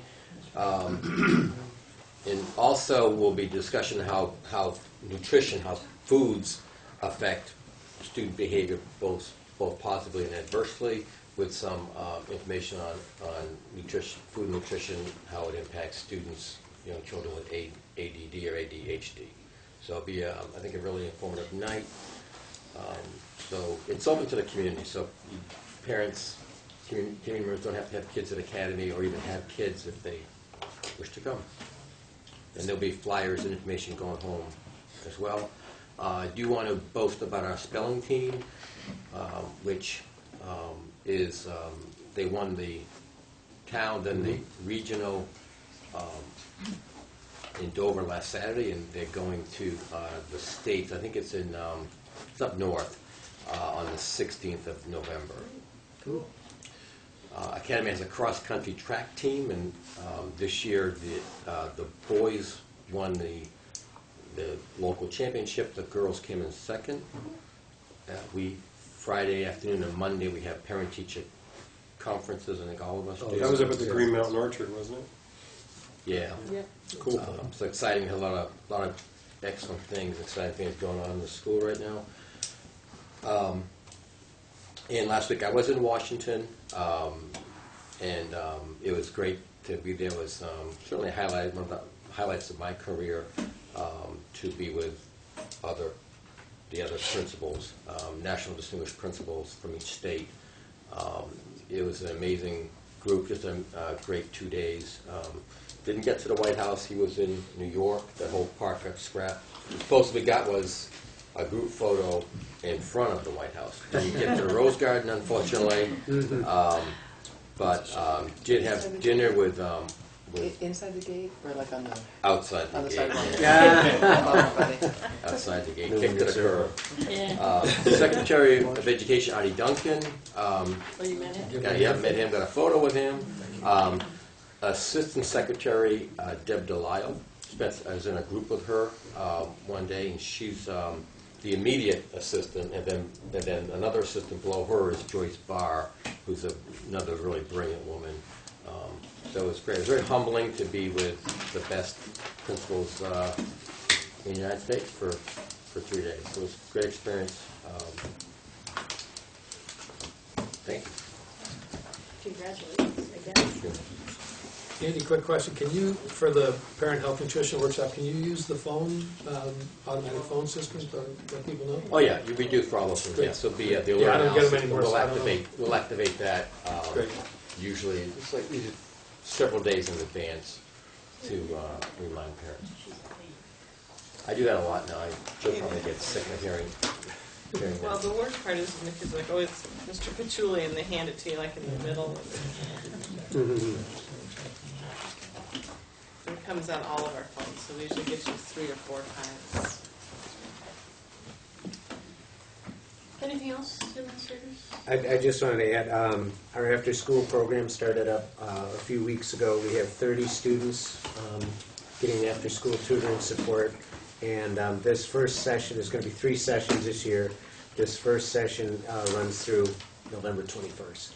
And it's been a good success so far, and we have a timely bus arriving, providing the transportation, which is a big help. So besides the tutoring, what else is going on? Thank you. And the after-school, Diane Clouette is running a science inquiry workshop for first and second graders, which is really fun. She's been doing that, and I don't have the dates in front of me, but that's the after-school offering so far.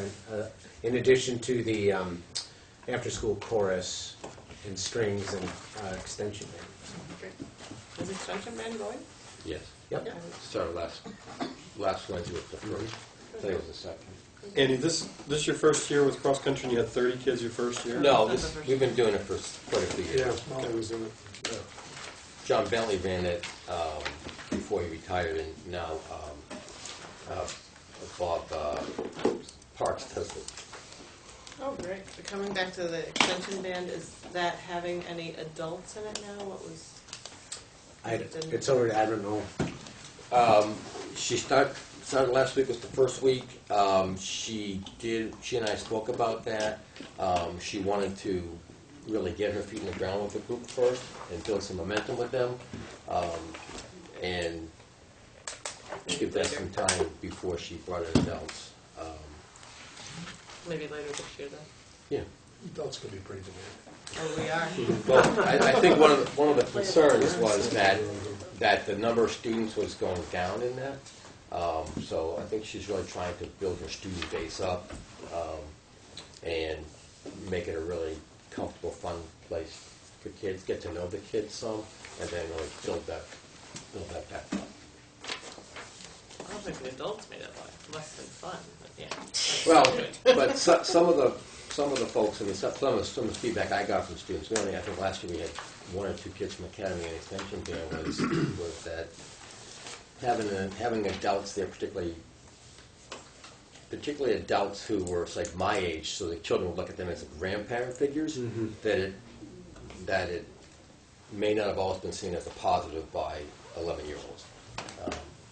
But be that as it may, she is building. She's building a solid base, building student enthusiasm, and. There's nothing harsher than 11. And as long as I'm asking questions on band and off the agenda, can I continue here? Yeah, just one more. I'll let you have one more. Okay. So, because we haven't checked in, just to see how that's going with the new teacher. How many kids joined band, new kids, new students? Was the number in general up? Yeah. Sorry, I don't have that number in front of me, sorry.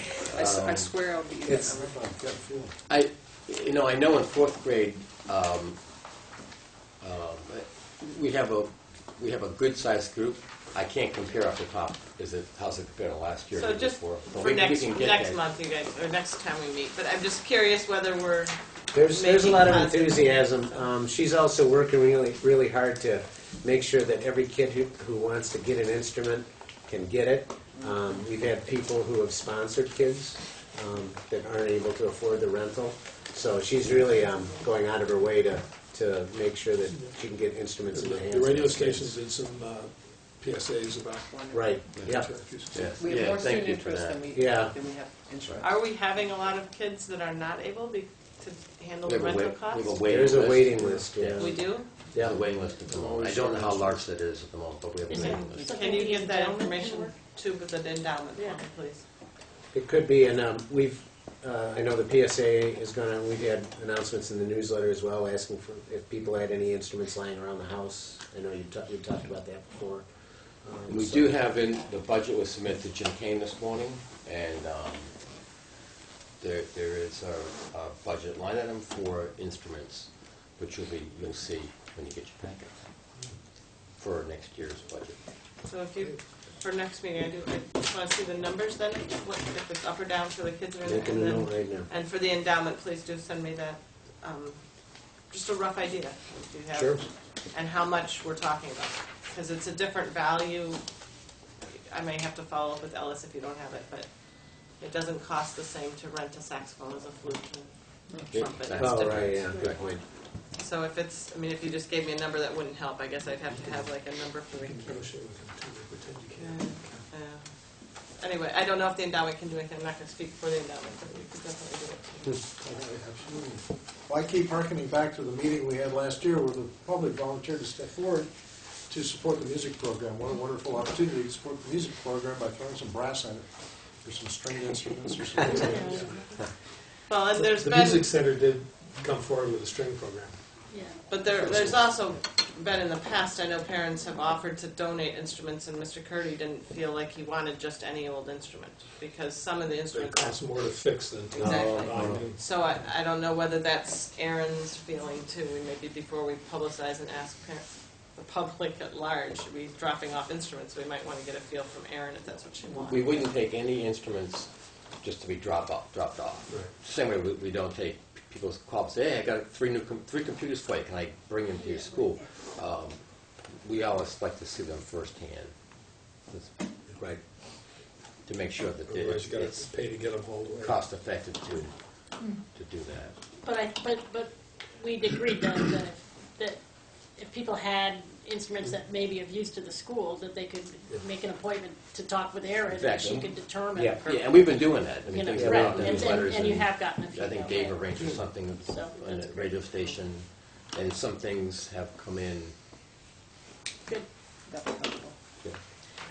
So I'm going to ask that we move on. Thank you. Really? I don't have Yeah, any other questions. really? I'm behaving. Next was committee reports, which was there anything from policy council? Policy Council has not met since we last met. Okay. The one other Meet thing next week. that I had just committee-wise is that we still need somebody to serve on the diversity committee, because I cannot. Is it required? Huh? Is it required for our It's- board?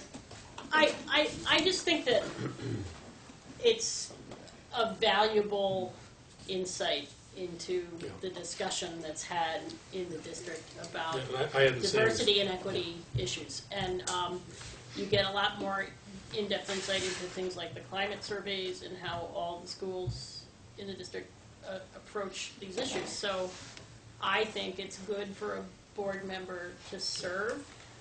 It's an excellent group of people. I feel bad that I can't be there, but the demands of my work don't allow it.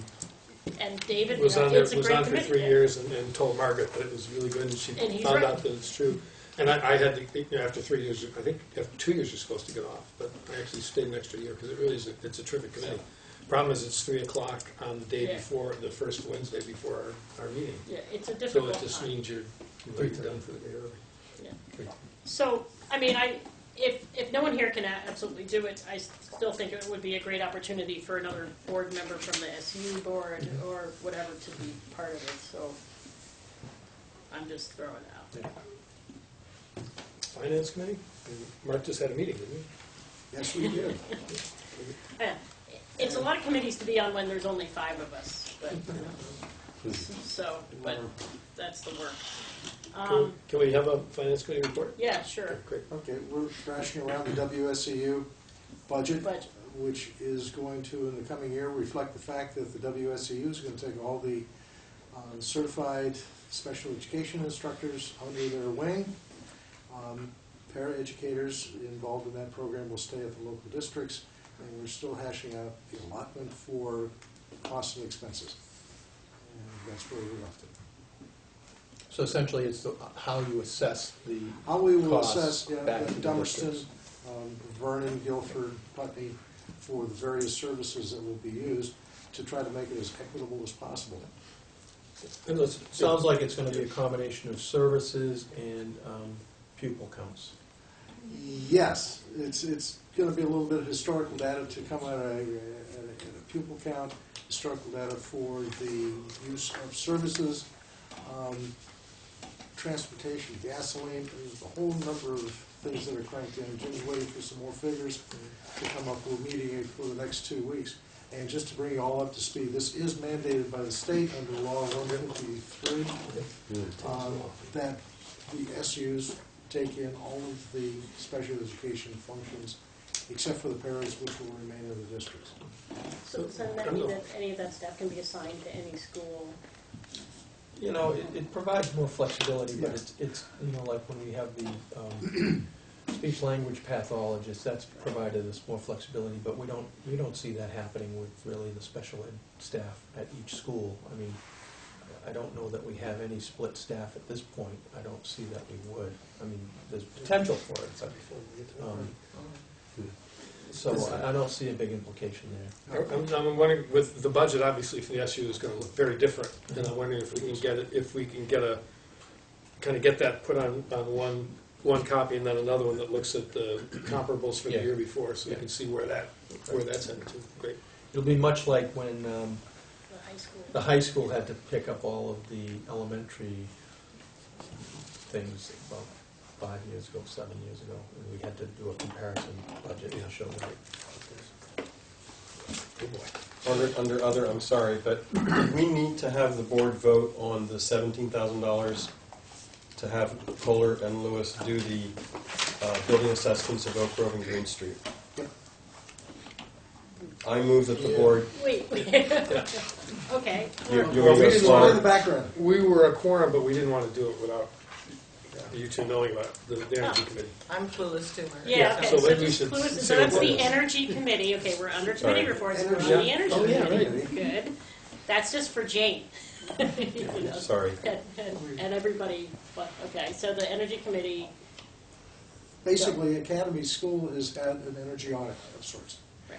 And it was thought by the Energy Committee, Jim Kane, our financial manager, and the company that did the audits. If you're in Academy, might as well go ahead and take a look at Oak Grove and Green Street, so there's no surprises down the road. To cover that extra base, it costs, I bet, 17,000 something. And it's eminently, it makes sense, you know. It's both a short-term and a long-term. How do we make decisions about what we're going to spend at Academy without knowing what the condition is of the other buildings? So we all agreed that we really need to have, for both short-term and long-term planning, an assessment of the energy performance of Oak Grove and Green Street, which may or may not have an impact on how we approach Academy. And who does the audit? Kohler and Lewis, the same. so I'll just ask the assessments that were done with the Honeywell project, like, Those were mostly Five. controls. it was all It about. wasn't really control. systems. It was, Yeah, it well, wasn't it was really controls and monitoring lighting, stuff. and, but there Yeah. were also, Door tests. heating systems. The heating system was at Oak Grove. Was at Oak And Grove, the others were. Yeah. So one would hope in the audit that that heating system would come out pretty good. And they're adding more diagnostics to It get did, a better actually. sense of how the building performs. You know, this is all with the realization that what we're looking at is to have a very sensible maintenance program for all of the heating plants in all of the 3 schools. It's better to keep these up and running to a good state and good condition than it is trying to rebuild a new school. A new school, based on recent figures, would cost upwards of $15 million, and we're not going to do that. We still have 3 very good schools, so we just keep them running.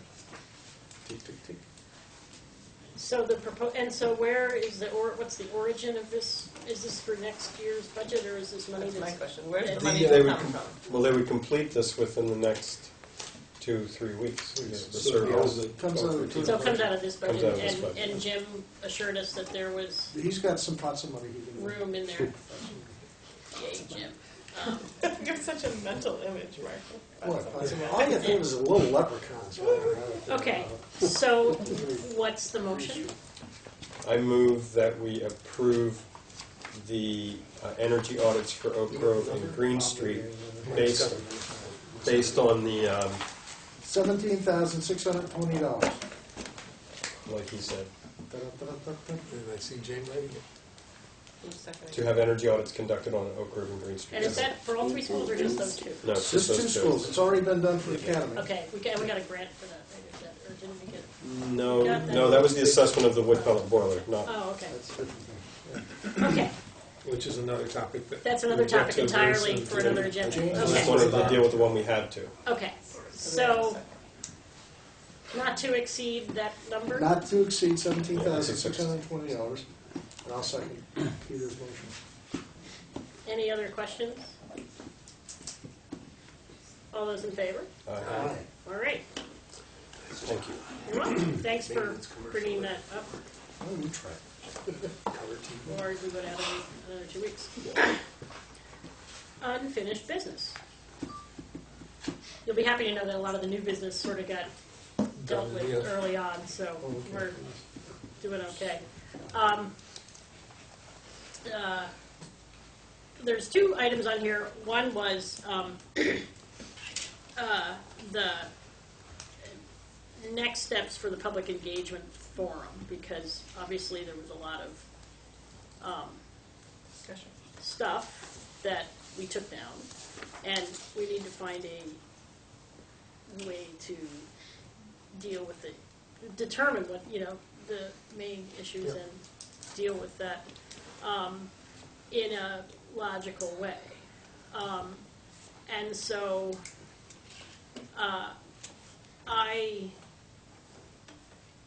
this is such an unwieldy place to do that work, but my proposal was that there perhaps be a committee of the board, which could maybe also include ad hoc members or whatever folks are comfortable with, to kind of comb through that list of stuff and get the major themes out of things that the board can address through public forums and just, issues that we want to investigate more clearly.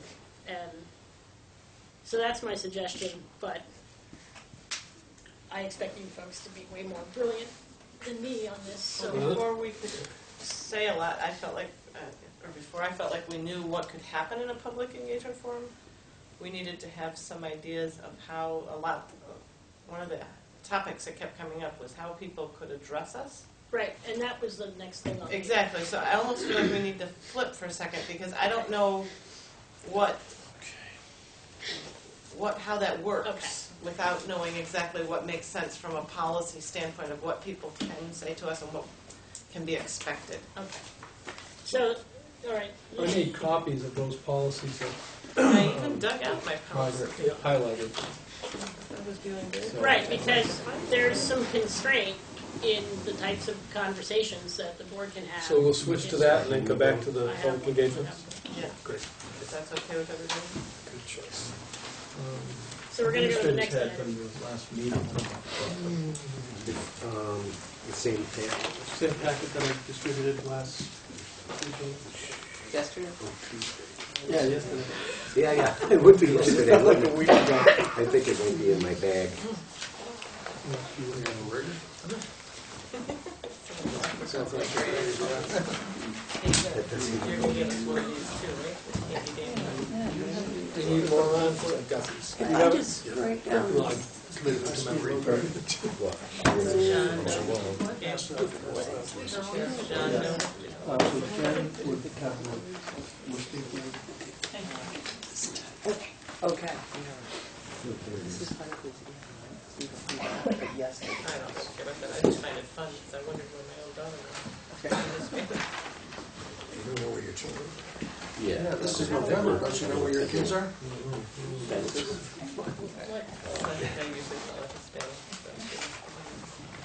So I can just highlight what we have here, and then you guys can decide what's important. So the first one, C7, is board relations with administrators. At school board meetings, we'll request the superintendent to invite school administrators to school board meetings regularly to discuss matters relative to their sites. I think the important point of this policy, relations with principals, superintendent will develop guidelines for board relations with principal, guideline for board relations, account for responsibility of the superintendent for direct administrative coordination of the educational program in the district, periodic need of board members for information most readily available from school administrators, the need to maintain distinction between the administrative role of the administrators and the policy making of the board. I know when we met with Harry Frank, that was the focus that he talked about with the Vermont School Board Association. Just to clarify, these are district-wide, this was recently updated, but it's already adopted, it's pretty much the same, that's going to be adopted. And it's based on the requirements of the statutes, which are listed on it, and it's pretty much the VSB, I don't know if this one came from them, but VSBA has been putting out model policies. Yeah, They're pretty much all around the state, this is what everybody does. Yeah. And I think the second, third, and fourth, the superintendent recommends the hiring of principal. You people are involved in that process, as we have done screening committees and then board committee, community groups, and there seems to be a third group that we usually have as part of that process. Number 3, superintendent will meet with administrators at the beginning of the year, discuss goals and objectives, and that's what we do as my role with principals. Superintendent will conduct annual performance reviews with each administrator. Prior to the review, the superintendent will seek input from the board, and that's what we generally do in the spring. And you know, it came up again at the last meeting about the 360 process, the 360 feedback performance process. And what I think is important to realize is that the 360 feedback survey that principals have done every other year with staff, teachers and paraeducators, parents, although it's not a broad group of parents, it's a number of parents. The purpose of this document is for self-reflection. This is not a widely distributed process where, like the student or the parent survey, where it just goes out to everybody and then it goes public. This is a document based on the idea that this is for a reflective process for the principal. I get a copy of that because we talk about the goal setting related to the results of this survey, and then I generally have the principal do a review of the survey. What are the strengths? What are the concerns? We review that. I build that into the evaluation process, and it's those points that I review with the board for input. So I just wanted to clarify that in terms of that process. But clearly the role of my work with evaluating the administrator and input from the board. So I don't know if you have any questions on that. I don't. Yeah, I mean, I don't necessarily want to spend time just going through every policy on the school. The only thing that struck me here is the superintendent, number 3, yeah, for the administrators, and then you share with the board the results of the discussions. I don't recall that happening, except that we definitely see the plans. Yeah, I think so that's plan part of basically the goal setting that we do. You know, the general Brattleboro town goal setting, it's consistent with their goals. I mean, the things I think about are, you know, expanding after-school programming, doing the enrichment. Help me out here, folks, on some of the other. RTI. The professional development that we need to be involved with, and then what we do is verse you with those initiatives as we are developing that. You know, the multi-tiered system of support. That's something that our leadership team, it won't be individually done by a principal, but our leadership team will, you know, converge and say, you know, this is important work that we need to do, and then, you know, we present that and, you know, we implement that. And you'll be presenting it to us throughout the year, not in one Right. But a lot of it, they'll also get discussed in the budget process, especially if there needs to be staff or resources for new initiatives based on improvement plans or goals for individual schools. So it is kind of like it's the ongoing work. Right, it's the ongoing work. I was just looking for here's our goals list. That's what I was getting from the statement, and I didn't recall seeing. That's what that. I'd like to, at some point, review the actual surveys themselves, because I remember as a parent, I've mentioned this a couple of times, I really found the parent one not really very useful. It talked about things I didn't necessarily know about and couldn't really. You're talking about the 360. The 360. Yeah, we're talking about modifying that because there's a lot. Can we see the actual instruments? Yeah. I mean, I have the document here. You're saying the types of this document? Yeah. You can actually, if you I'll bring copies send at it a to you. time. Yeah, like, because I'm like. Because we don't want to talk about it now. Yeah, exactly. C7. So the next one, C8, board relations with school personnel. I think this was germane to the questions that came up the other day. The board will request the superintendent to invite school personnel to school board meetings regularly to discuss student achievement relative to the program. So that's the idea of like when Brian Bittner is invited, or Lyle or Paul, and, you know, to highlight a program. Relations with principals, superintendent will develop guidelines for board relations with principals other than other administrators' guidelines to account for. Responsibility of superintendent to direct the administration and coordination of educational program in the district. Periodic need of board members for information most readily available from school principals, and the need to maintain distinction. Again, that's very similar to the previous one, the distinction between the administrative role of the principal and the policy making of the board. So relations with other school staff. Individual board members will communicate with staff members on matters of school business only at the direction of the board as a whole. So that's one that we should have some discussion on. I think that Harry addressed that, at least the one that Jill and I think Mark and I went to. He addressed that in terms of if we see a pattern, then we can, as a board, decide if we want to talk to staff about it. Right. Yeah. Okay, so that's clear. Okay. But wait, no, that's not clear. Harry. During the training back in May. Right, reiterate what that training said. It was on the about grocery store thing, when people come up to you in the grocery store and essential say, work at school boards. Right. this is a problem going on, that the climate is bad at this school, and I want to talk to you about that. And I hear it at the grocery store, and then somebody else hears it at the grocery store, and somebody else hears it at the grocery store. Is that a teacher coming up to us? Could be a teacher, could be a, Well, it's two separate entities. I guess. Yeah, I but don't it know, could be a when we teacher, talked about it. parent, but I think the key is that you talk about it at the board level and you design a plan to do it as opposed to individually, you're gonna start. So the question that came up before, and what Right. Harry was saying, is if it were just one thing, you kind of say, okay, and it's And not refer really them gonna- to you guys. And refer, and it's really not something that comes up. At what level do we say, wait, I'm hearing this, so's Mark's hearing it, so is, and then we ask to do something further for an executive session or whatever it needs to be. That's the part that's foggy to me, exactly when we, Yeah, and and how often am I mean, it's not like we're searching out staff members to ask for that, but how would I know that Peter's hearing something if we don't share it at all? And I'm very confused because when we had this discussion over the summer, there was vehement insistence from all the administrators that staff know not to approach a school board member regarding personnel matters. That they all knew that. And my point was, no, they don't. And so... Well, I would, I don't think I agree to your statement that all principals may, all administrators may. Well, okay. I thought that the policy through the negotiated agreement with the staff was that they knew that they should not approach a school board about a personal matter. That there was a chain of events that had to happen where the staff person approaches the immediate supervisor, and if they don't get satisfaction, they work throughout the chain.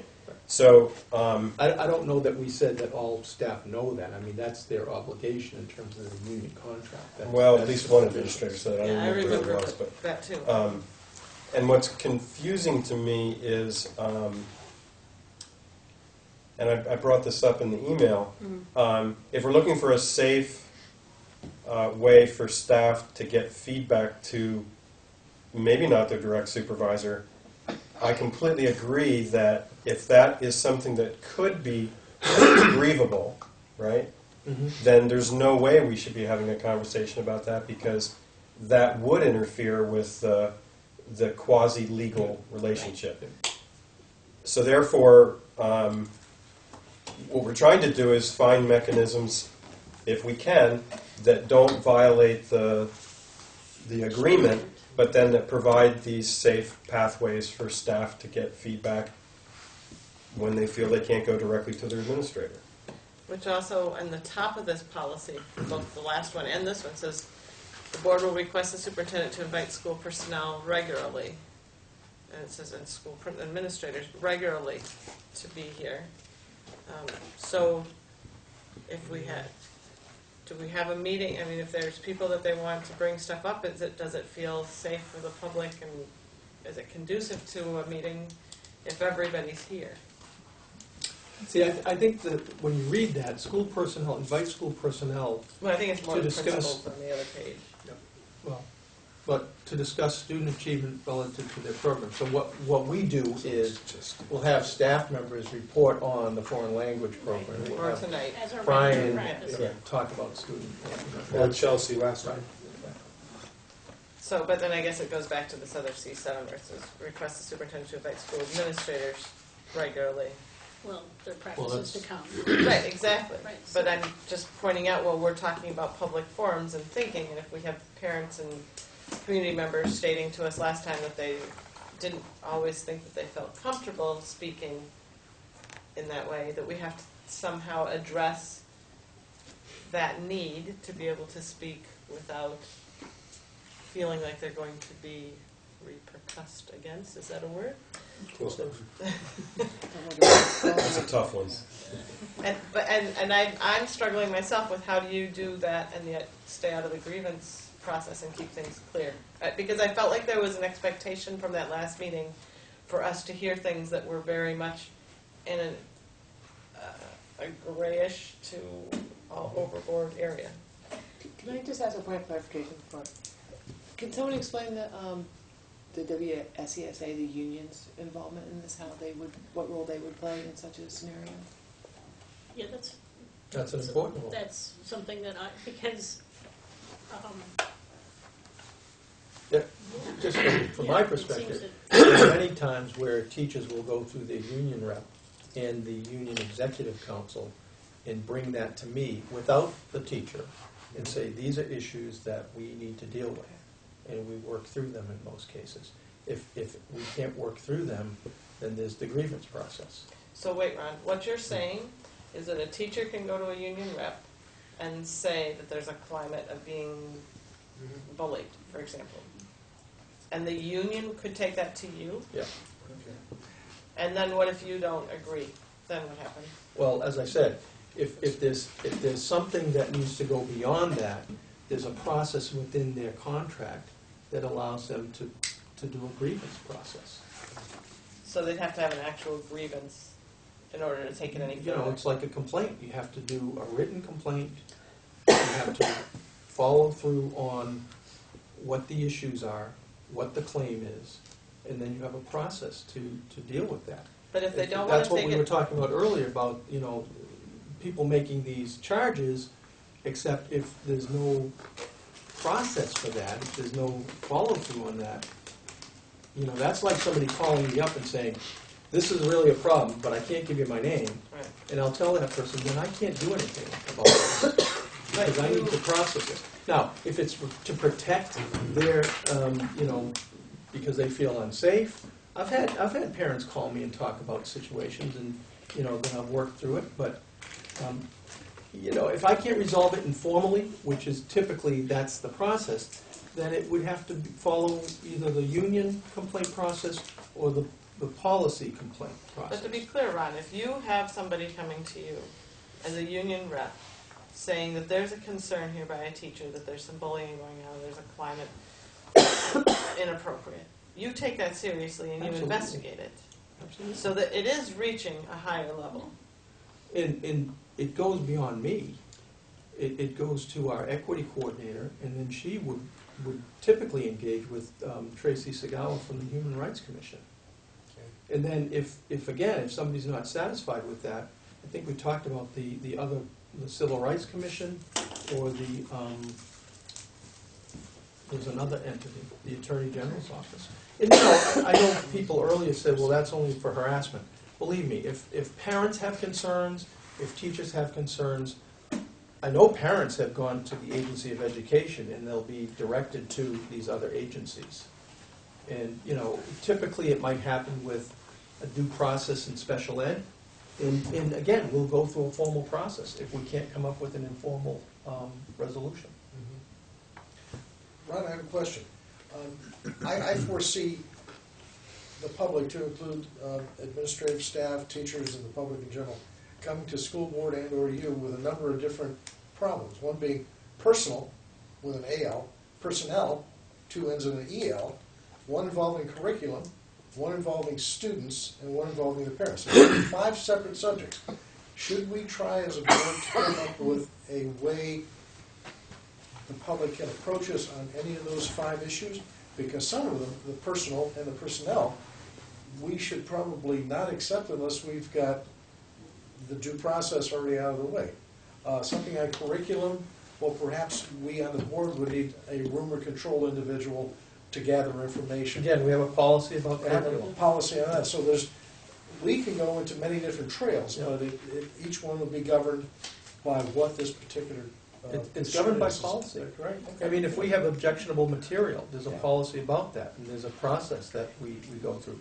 We haven't had too many concerns about that, but, again, informally, we usually are able to resolve that, but in some cases, and it generally happens more at the high school level, there's a process and a policy for that. So if somebody wanted something, or is concerned, say, we don't teach enough science anymore at the elementary level, is there a policy already? I mean, that's what I hear Mark saying. I'm curriculum thinking question. more about objectionable material that they don't want their children What I'm hearing exposed to. more from, well, what I'm hearing more from Mark's idea is that there seems to be public comment about curriculum type of in general, and that would not offend some policy if we had a forum on that. And actually, I mean, that was going back to just on those topics.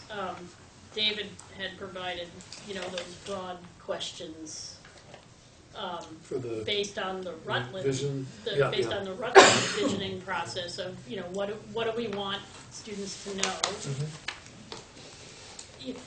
And those, to me, are really legitimate discussions for the public forum. And I think the thing that when we were originally talking about that was sort of those, not these fine-grained, it was a broader thing about what does this community want as the directions for its elementary school, and gathering information that way. And the outcome of those forums, is twofold. A, we might hear some things that we really can take to heart and act on, and also the other process is informing the community, well, these are the things that we actually do really well, and here's how we're addressing those concerns already. So it was sort of that level of conversation was, I think, our original vision for that, and that kind of conversation falls within our work as a policy governance board, and a lot of that fine-grained stuff is, more a process for the administration and the union and individuals in their workplace. Although we're clearly hearing. Sure. No, I'm not saying that it's not there, but I know. So that's I guess where I'm still struggling then with this I agree. code C8 policy here would be. Andy has something. Two things I could offer. One is annually the board, or two members from the board, so it's not a board meeting, attend the school, staff meeting in each school, and I would like to remind the board we want to do that. This is the season, so we typically do it. And what I propose is, I think all of you have been to them over the last couple of years, so to continue doing that. But what I would like to see is that I'd like to invite you to come twice. One, to come and see an actual working staff meeting. And the other is to come and have a dialogue with the faculty when there be no administration present. And you can have an open dialogue with faculty, which I think is not happened in the past. The admins have been present, I think, all the time. So I offer that. And the other thing I just want to, and you just touched on a moment ago, is that through this process, keep a way for faculty and staff who have taken a strong sense of ownership in the school's success, and to be able to voice that. Now, at the meeting at the co-op, there were close to 50 staff there from the schools who came to speak positively about their experience at the school. Yeah, staff are always going to be included. I mean, we never talk specifically about it, but we're certainly part of the community. Right. I just want to emphasize it's we build, So you is build that- this system, as you build this model, to also To not forget. consider that that's an Right, and important piece. I think we may need two systems or two models, because when you first started with the ad hoc committee to address issues, like a lot of the things were on those charts that we wanted to try to somehow categorize and figure out how to act on if there's any action.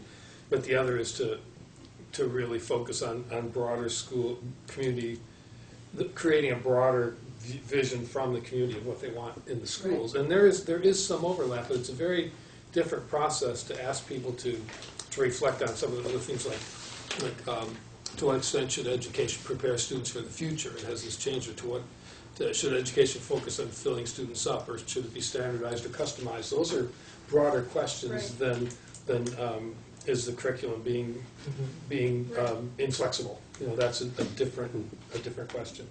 And so I would like to try and keep those separate, because I think that the creating a vision and having that clearly articulated and clearly, with a lot of participation and clearly understood by the community will make it a lot easier for us to address issues that come up, or the points of friction that we come to, like over the band and the breakfast program. You know, it's like if we have a clear vision from the community of what their expectations are, what they want for their kids, then it's way easier for us to handle those things. And I think that that's sort of where I agree. Yeah. That's kind of where we started. That's where we started. And where we still haven't done that yet. Yeah. And I agree that's important. I just feel like we had someone Right. saying something specific to us, a lot of someone at that last meeting, that they had other things they wish to address us on. So And Andy's idea, will that bother this policy? Individual board members will communicate with staff members on matters of school business only at the direction of the board as a It whole. would be the Well, direction of the direction board. of the board. Well, Yeah, and we've boards done are- it, and it's been the our practice practice that you've done. every year.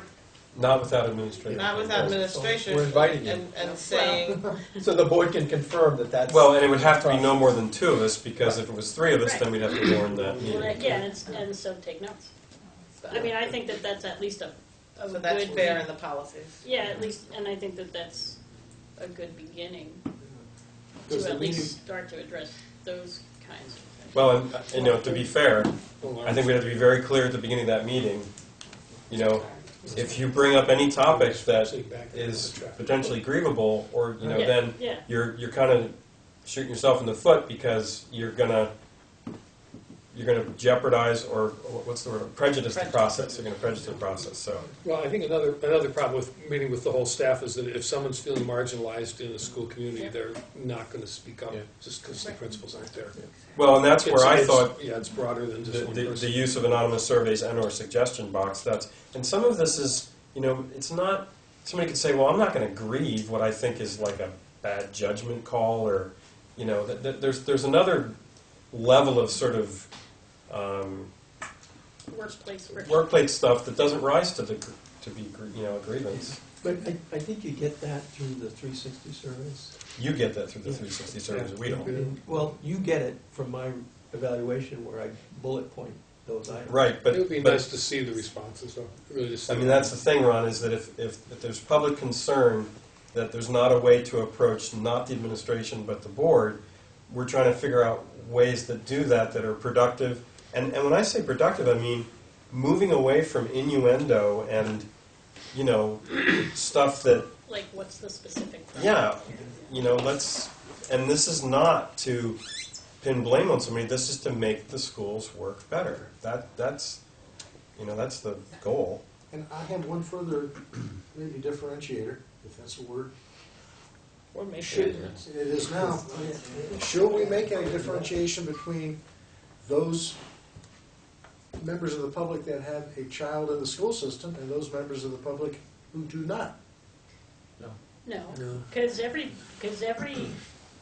everybody in this community has an interest in the schools. That's the same sort of question that I had in my head too, and I think you It's- can't. That you can say, are they going to make a difference between teachers and parents? But some of the parents are also teachers.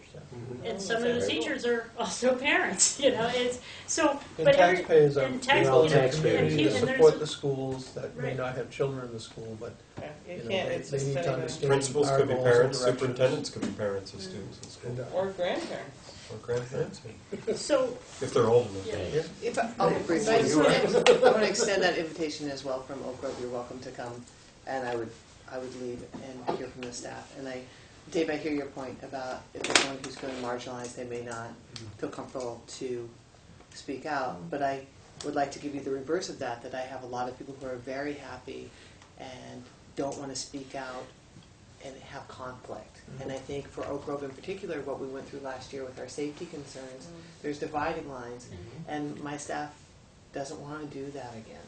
And I think that's why maybe you don't hear, we haven't talked a lot about it at school, some of the conversations in the community, because we're getting, I mean, my view, but that we're getting along and the climate is really positive when we're working together. So we're not looking for anything that might damage the school community. So I just want to put that other side of Yeah, it too. we're not either. I mean, I think Peter said it, what we're looking for is just to, I mean, you're already doing a ton to make it better, and We're working on it. we want to be in that same process. You'd be welcome to come to Green Street. Sure. Same thing. And maybe we could Yeah. tell the staff ahead of time, and if someone really felt they had something to say, they could write it down.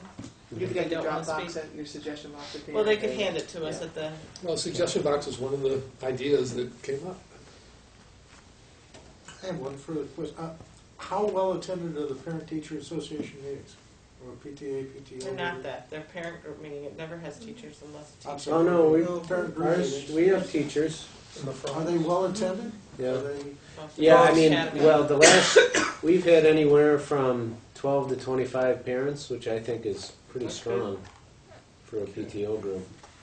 And teachers come too? Yep. So it's 12 to 25 plus teachers? No, I'd say there's maybe 4 teachers and about between 12 and 20 parents, typically. You know, at Green my Street. time going to a PTO meeting is so long ago. Mhm. You know, we talked about letting the kids out early in the spring to plant seeds and starting class late to harvest the Never met crops. with Emma? You never met with your daughter? But be that as it may, what do they discuss at the PT or the parent organization Well, a lot meeting? of their Mon- activities. Yeah, Winter. different events, fundraising. Would it be appropriate for a board member to show up? I mean, it's another It's another another venue. way to gather information. I mean, but I think to go back to, you know, to go back to finding ways to get community input on focused questions, right? I think we need to spend some time processing the information we have in, you know, and I would suggest a committee just because of the unwieldiness of it. Yeah. And then finding maybe multiple venues to ask people about it. So you could do a public forum like this. It could be as part of a staff meeting based thing. It could be a parent-teacher based thing. I mean, it means committing to really going to a lot of different venues. So you can see how things work too. You can say, well, we're going to, and see who shows up and what you get. But I mean, I envision this as something that the board is committing to undertake over quite a long period of time. Yeah, sure. So, you know, all the answers and all the, you know, if you're going to really do a town-wide visioning process, it's not going to happen in 3 weeks. And the Or in 3 answers to meetings, people's yeah. concerns aren't going to happen in 3 weeks. It's going to be a long Well, slog. and I'd like to point out that, you know, for those who are interested in this public engagement, you know, we have to get through a whole lot of business in a board meeting, so Right. we're very protective of that time. And if we pulled it into a separate venue, then the focus could be that the topic of public Right. engagement, rather than at 20 of 8. Yeah, you exactly, know, exactly. I know. After 2 hour Because meeting, so I would see all this visioning work done outside a regular monthly board meeting, because we have absolutely. regular monthly work Yeah. that needs to happen while you're doing, so. Especially with the budget So, I coming mean, up. so this is the thing, that it's a big commitment from the board to begin chipping away at this thing, and it's necessarily just not gonna happen fast, because. Well, I think there, again, I think, I see two different things. I see one, and I think I can be a little more specific about it. One is we've got those 4 flip chart pages that 2 of us could get together and go through and try and categorize them and figure out what sort of the questions are that are there, so that we can have a response to people who want a response to that. Which we kind of started to do. Yeah. The drive up to the. Yeah, kind of. But we didn't have the flip charts with us.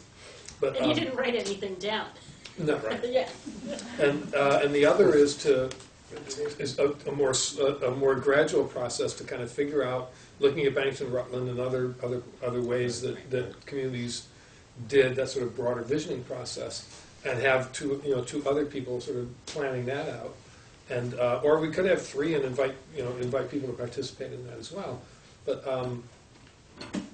but yeah, I guess what I'm trying to say is we need to look at those charts and get a response pretty quickly, and then we need to start the process of the visioning thing. And they may go on 2 separate tracks and become 2 public engagement processes, but the visioning one I want to try to keep separate, because they really are very broad questions that are not about specifics.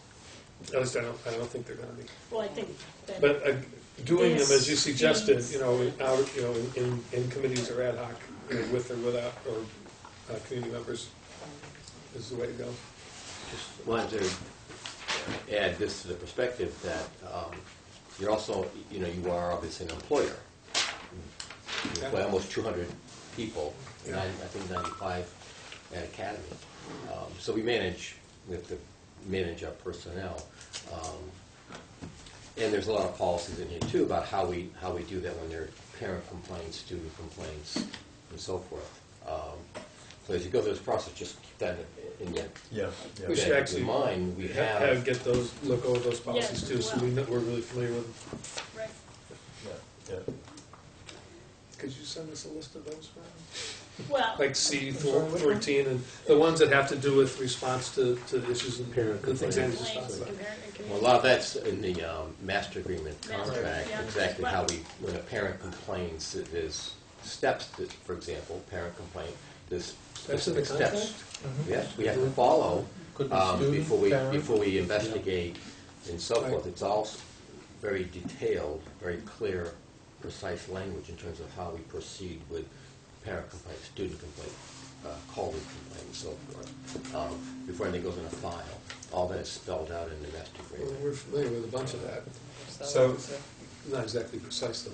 our goal right now, given that it's, I'm sorry. Thank you for watching the clock. 28. We're all trying to help I you with actually that one. purposely turned my head away. So Our goal right now is, what are the action items that come out of this? Like A, are we going to form a 2-member committee so that it doesn't have to be warned, or do we want it to be 3 so that it is more, in other words, discussion of the public engagement involves the public if it's 3. If it's only 2, I just, in terms of, right off the top of my head, because I haven't thought this through at all, but I would rather have 3 just because 3 heads are better than 1 or 2. And we're all so different other than our commitment to this work, we're all really very different people, and it's just incredibly helpful to get those ideas. Just a question, could the 3rd person maybe be a member of the public? Well, if we do 3, it will be. So it's 3 then it's warned. it has to be. It's an open meeting. It's if an open there's meeting. 3 members of the board doing Right, but I'm saying anything. 2 board members and then 1 or 2 members of the public for each task. It could be. Again, I'd like to hear other people's thoughts, because I like the idea of having them open, having them publicly warned meetings that everybody doesn't have to come to. My idea, off the top, that there's 2 issues really. There's the immediate, getting back to people's concerns that were raised at the last meeting, and then there's the visioning process. So I'm kind of leaning towards a quick ad hoc of 2 people that can get together faster from the board and look at those flip charts, figure out how to address those, and then whatever for the other one. And then But I communicate feel that more to them, pressure, more importance on that first one to to resolve Yeah. and to get back to people. That makes sense. Just my thoughts. Yeah, I think one of it is just collecting the data. Yeah. Well, we have it. And then the other thing is a different process. So, No. I was going to propose a couple action steps that I was going to volunteer Jill and myself to go for me to bring the charts over to your office and stick them up on the wall and see if what we can, how we can find. Kind of when we were driving in the car, we had some ideas. Yeah. And then at our next meeting, choose 3 people to be on the subcommittee to do to start the process of the visioning steps, which will be much longer, and with budget coming, I don't want to jam it all up. What do you do with the themes that you come up with? Or 2-person? That's Reporter to the board. We're going Report to back to report the board. themes and some ideas of how to address it in some sort of a meeting. That would be up to us to come up with, and then you all can Yeah. say that's stupid or that's And good. you can just say no. Yeah. Well, I feel like let's try that. And Okay.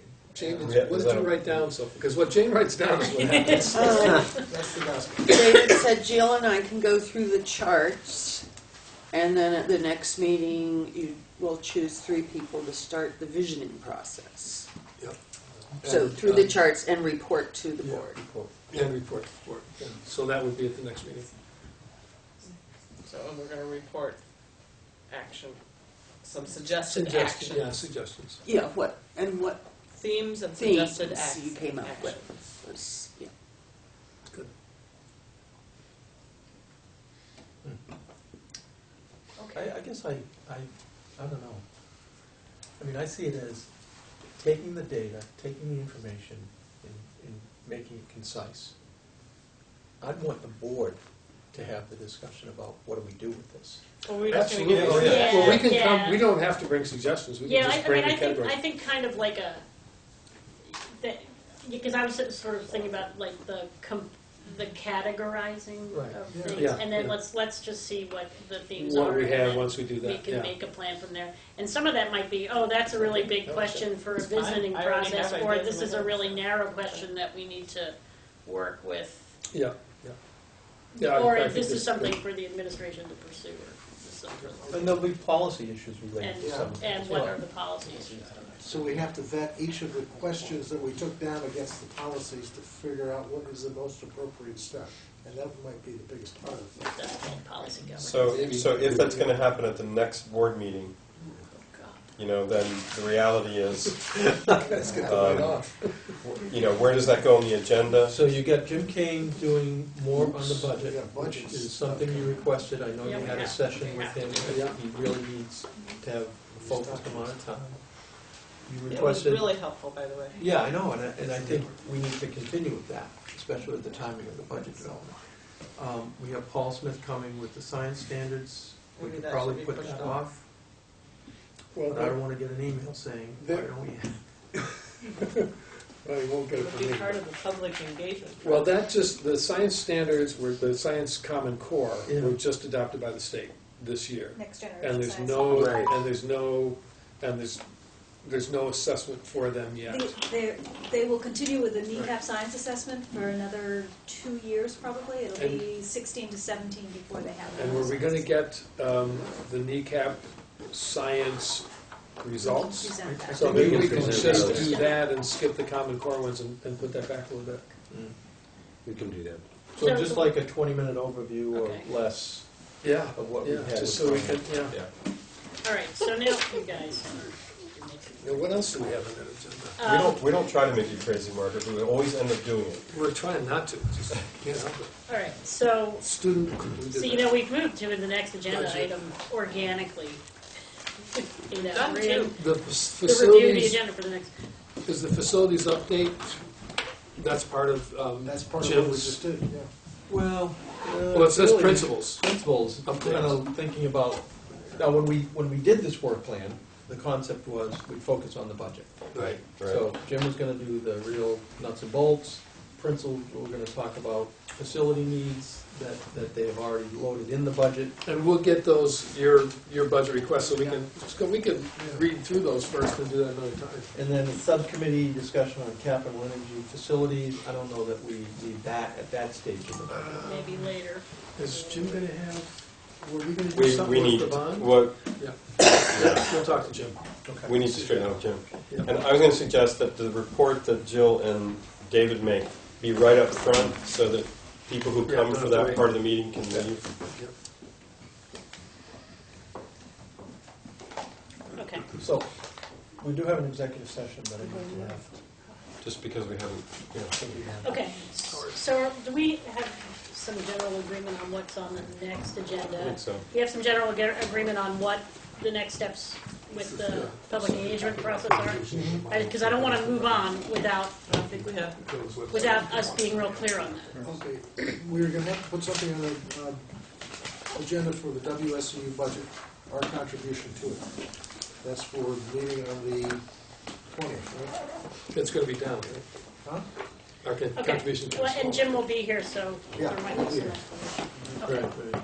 But that's on the 20th? That's the 20th. At the next meeting, would you be prepared to draw dates for visits to the school? Yes, Back- I think, yeah. And we have to approve the 1%. Oh, yeah, yeah. And Yeah. 1%, or Maybe that's one the. of You'll have right had now. those. Yeah, We'll we should be able to have do those. that pretty quickly. That could just be almost like a consent agenda, you never know. You know what? I had a question or two, Okay. but It could But be- we could do it under the All consent right, agenda and just have a couple so of be questions. aware that the next meeting is going to be much more mean Margaret watching the clock, because it's going to be 5 Oh. minutes for this, 10 minutes for this. Well, then don't Or give us maybe- any climate surveys or other documentation. my daughter has her Don't give me first real data. concert at Right, the middle exactly. school, and I'm not missing it. No, do On the give it to 20th? us and, That's, I'll bring a That's right, I gavel. have a problem with That's- that too. I'm going to be like The a, 20th? Okay. No, wait. Isn't that the middle school concert? it's the middle school It concert. starts time at is the that? same time? Or 7? Probably starts at 7 if we're lucky. can we meet early? Here we are. That Ryan sounds, concert, 7 p.m. I'm not missing it either.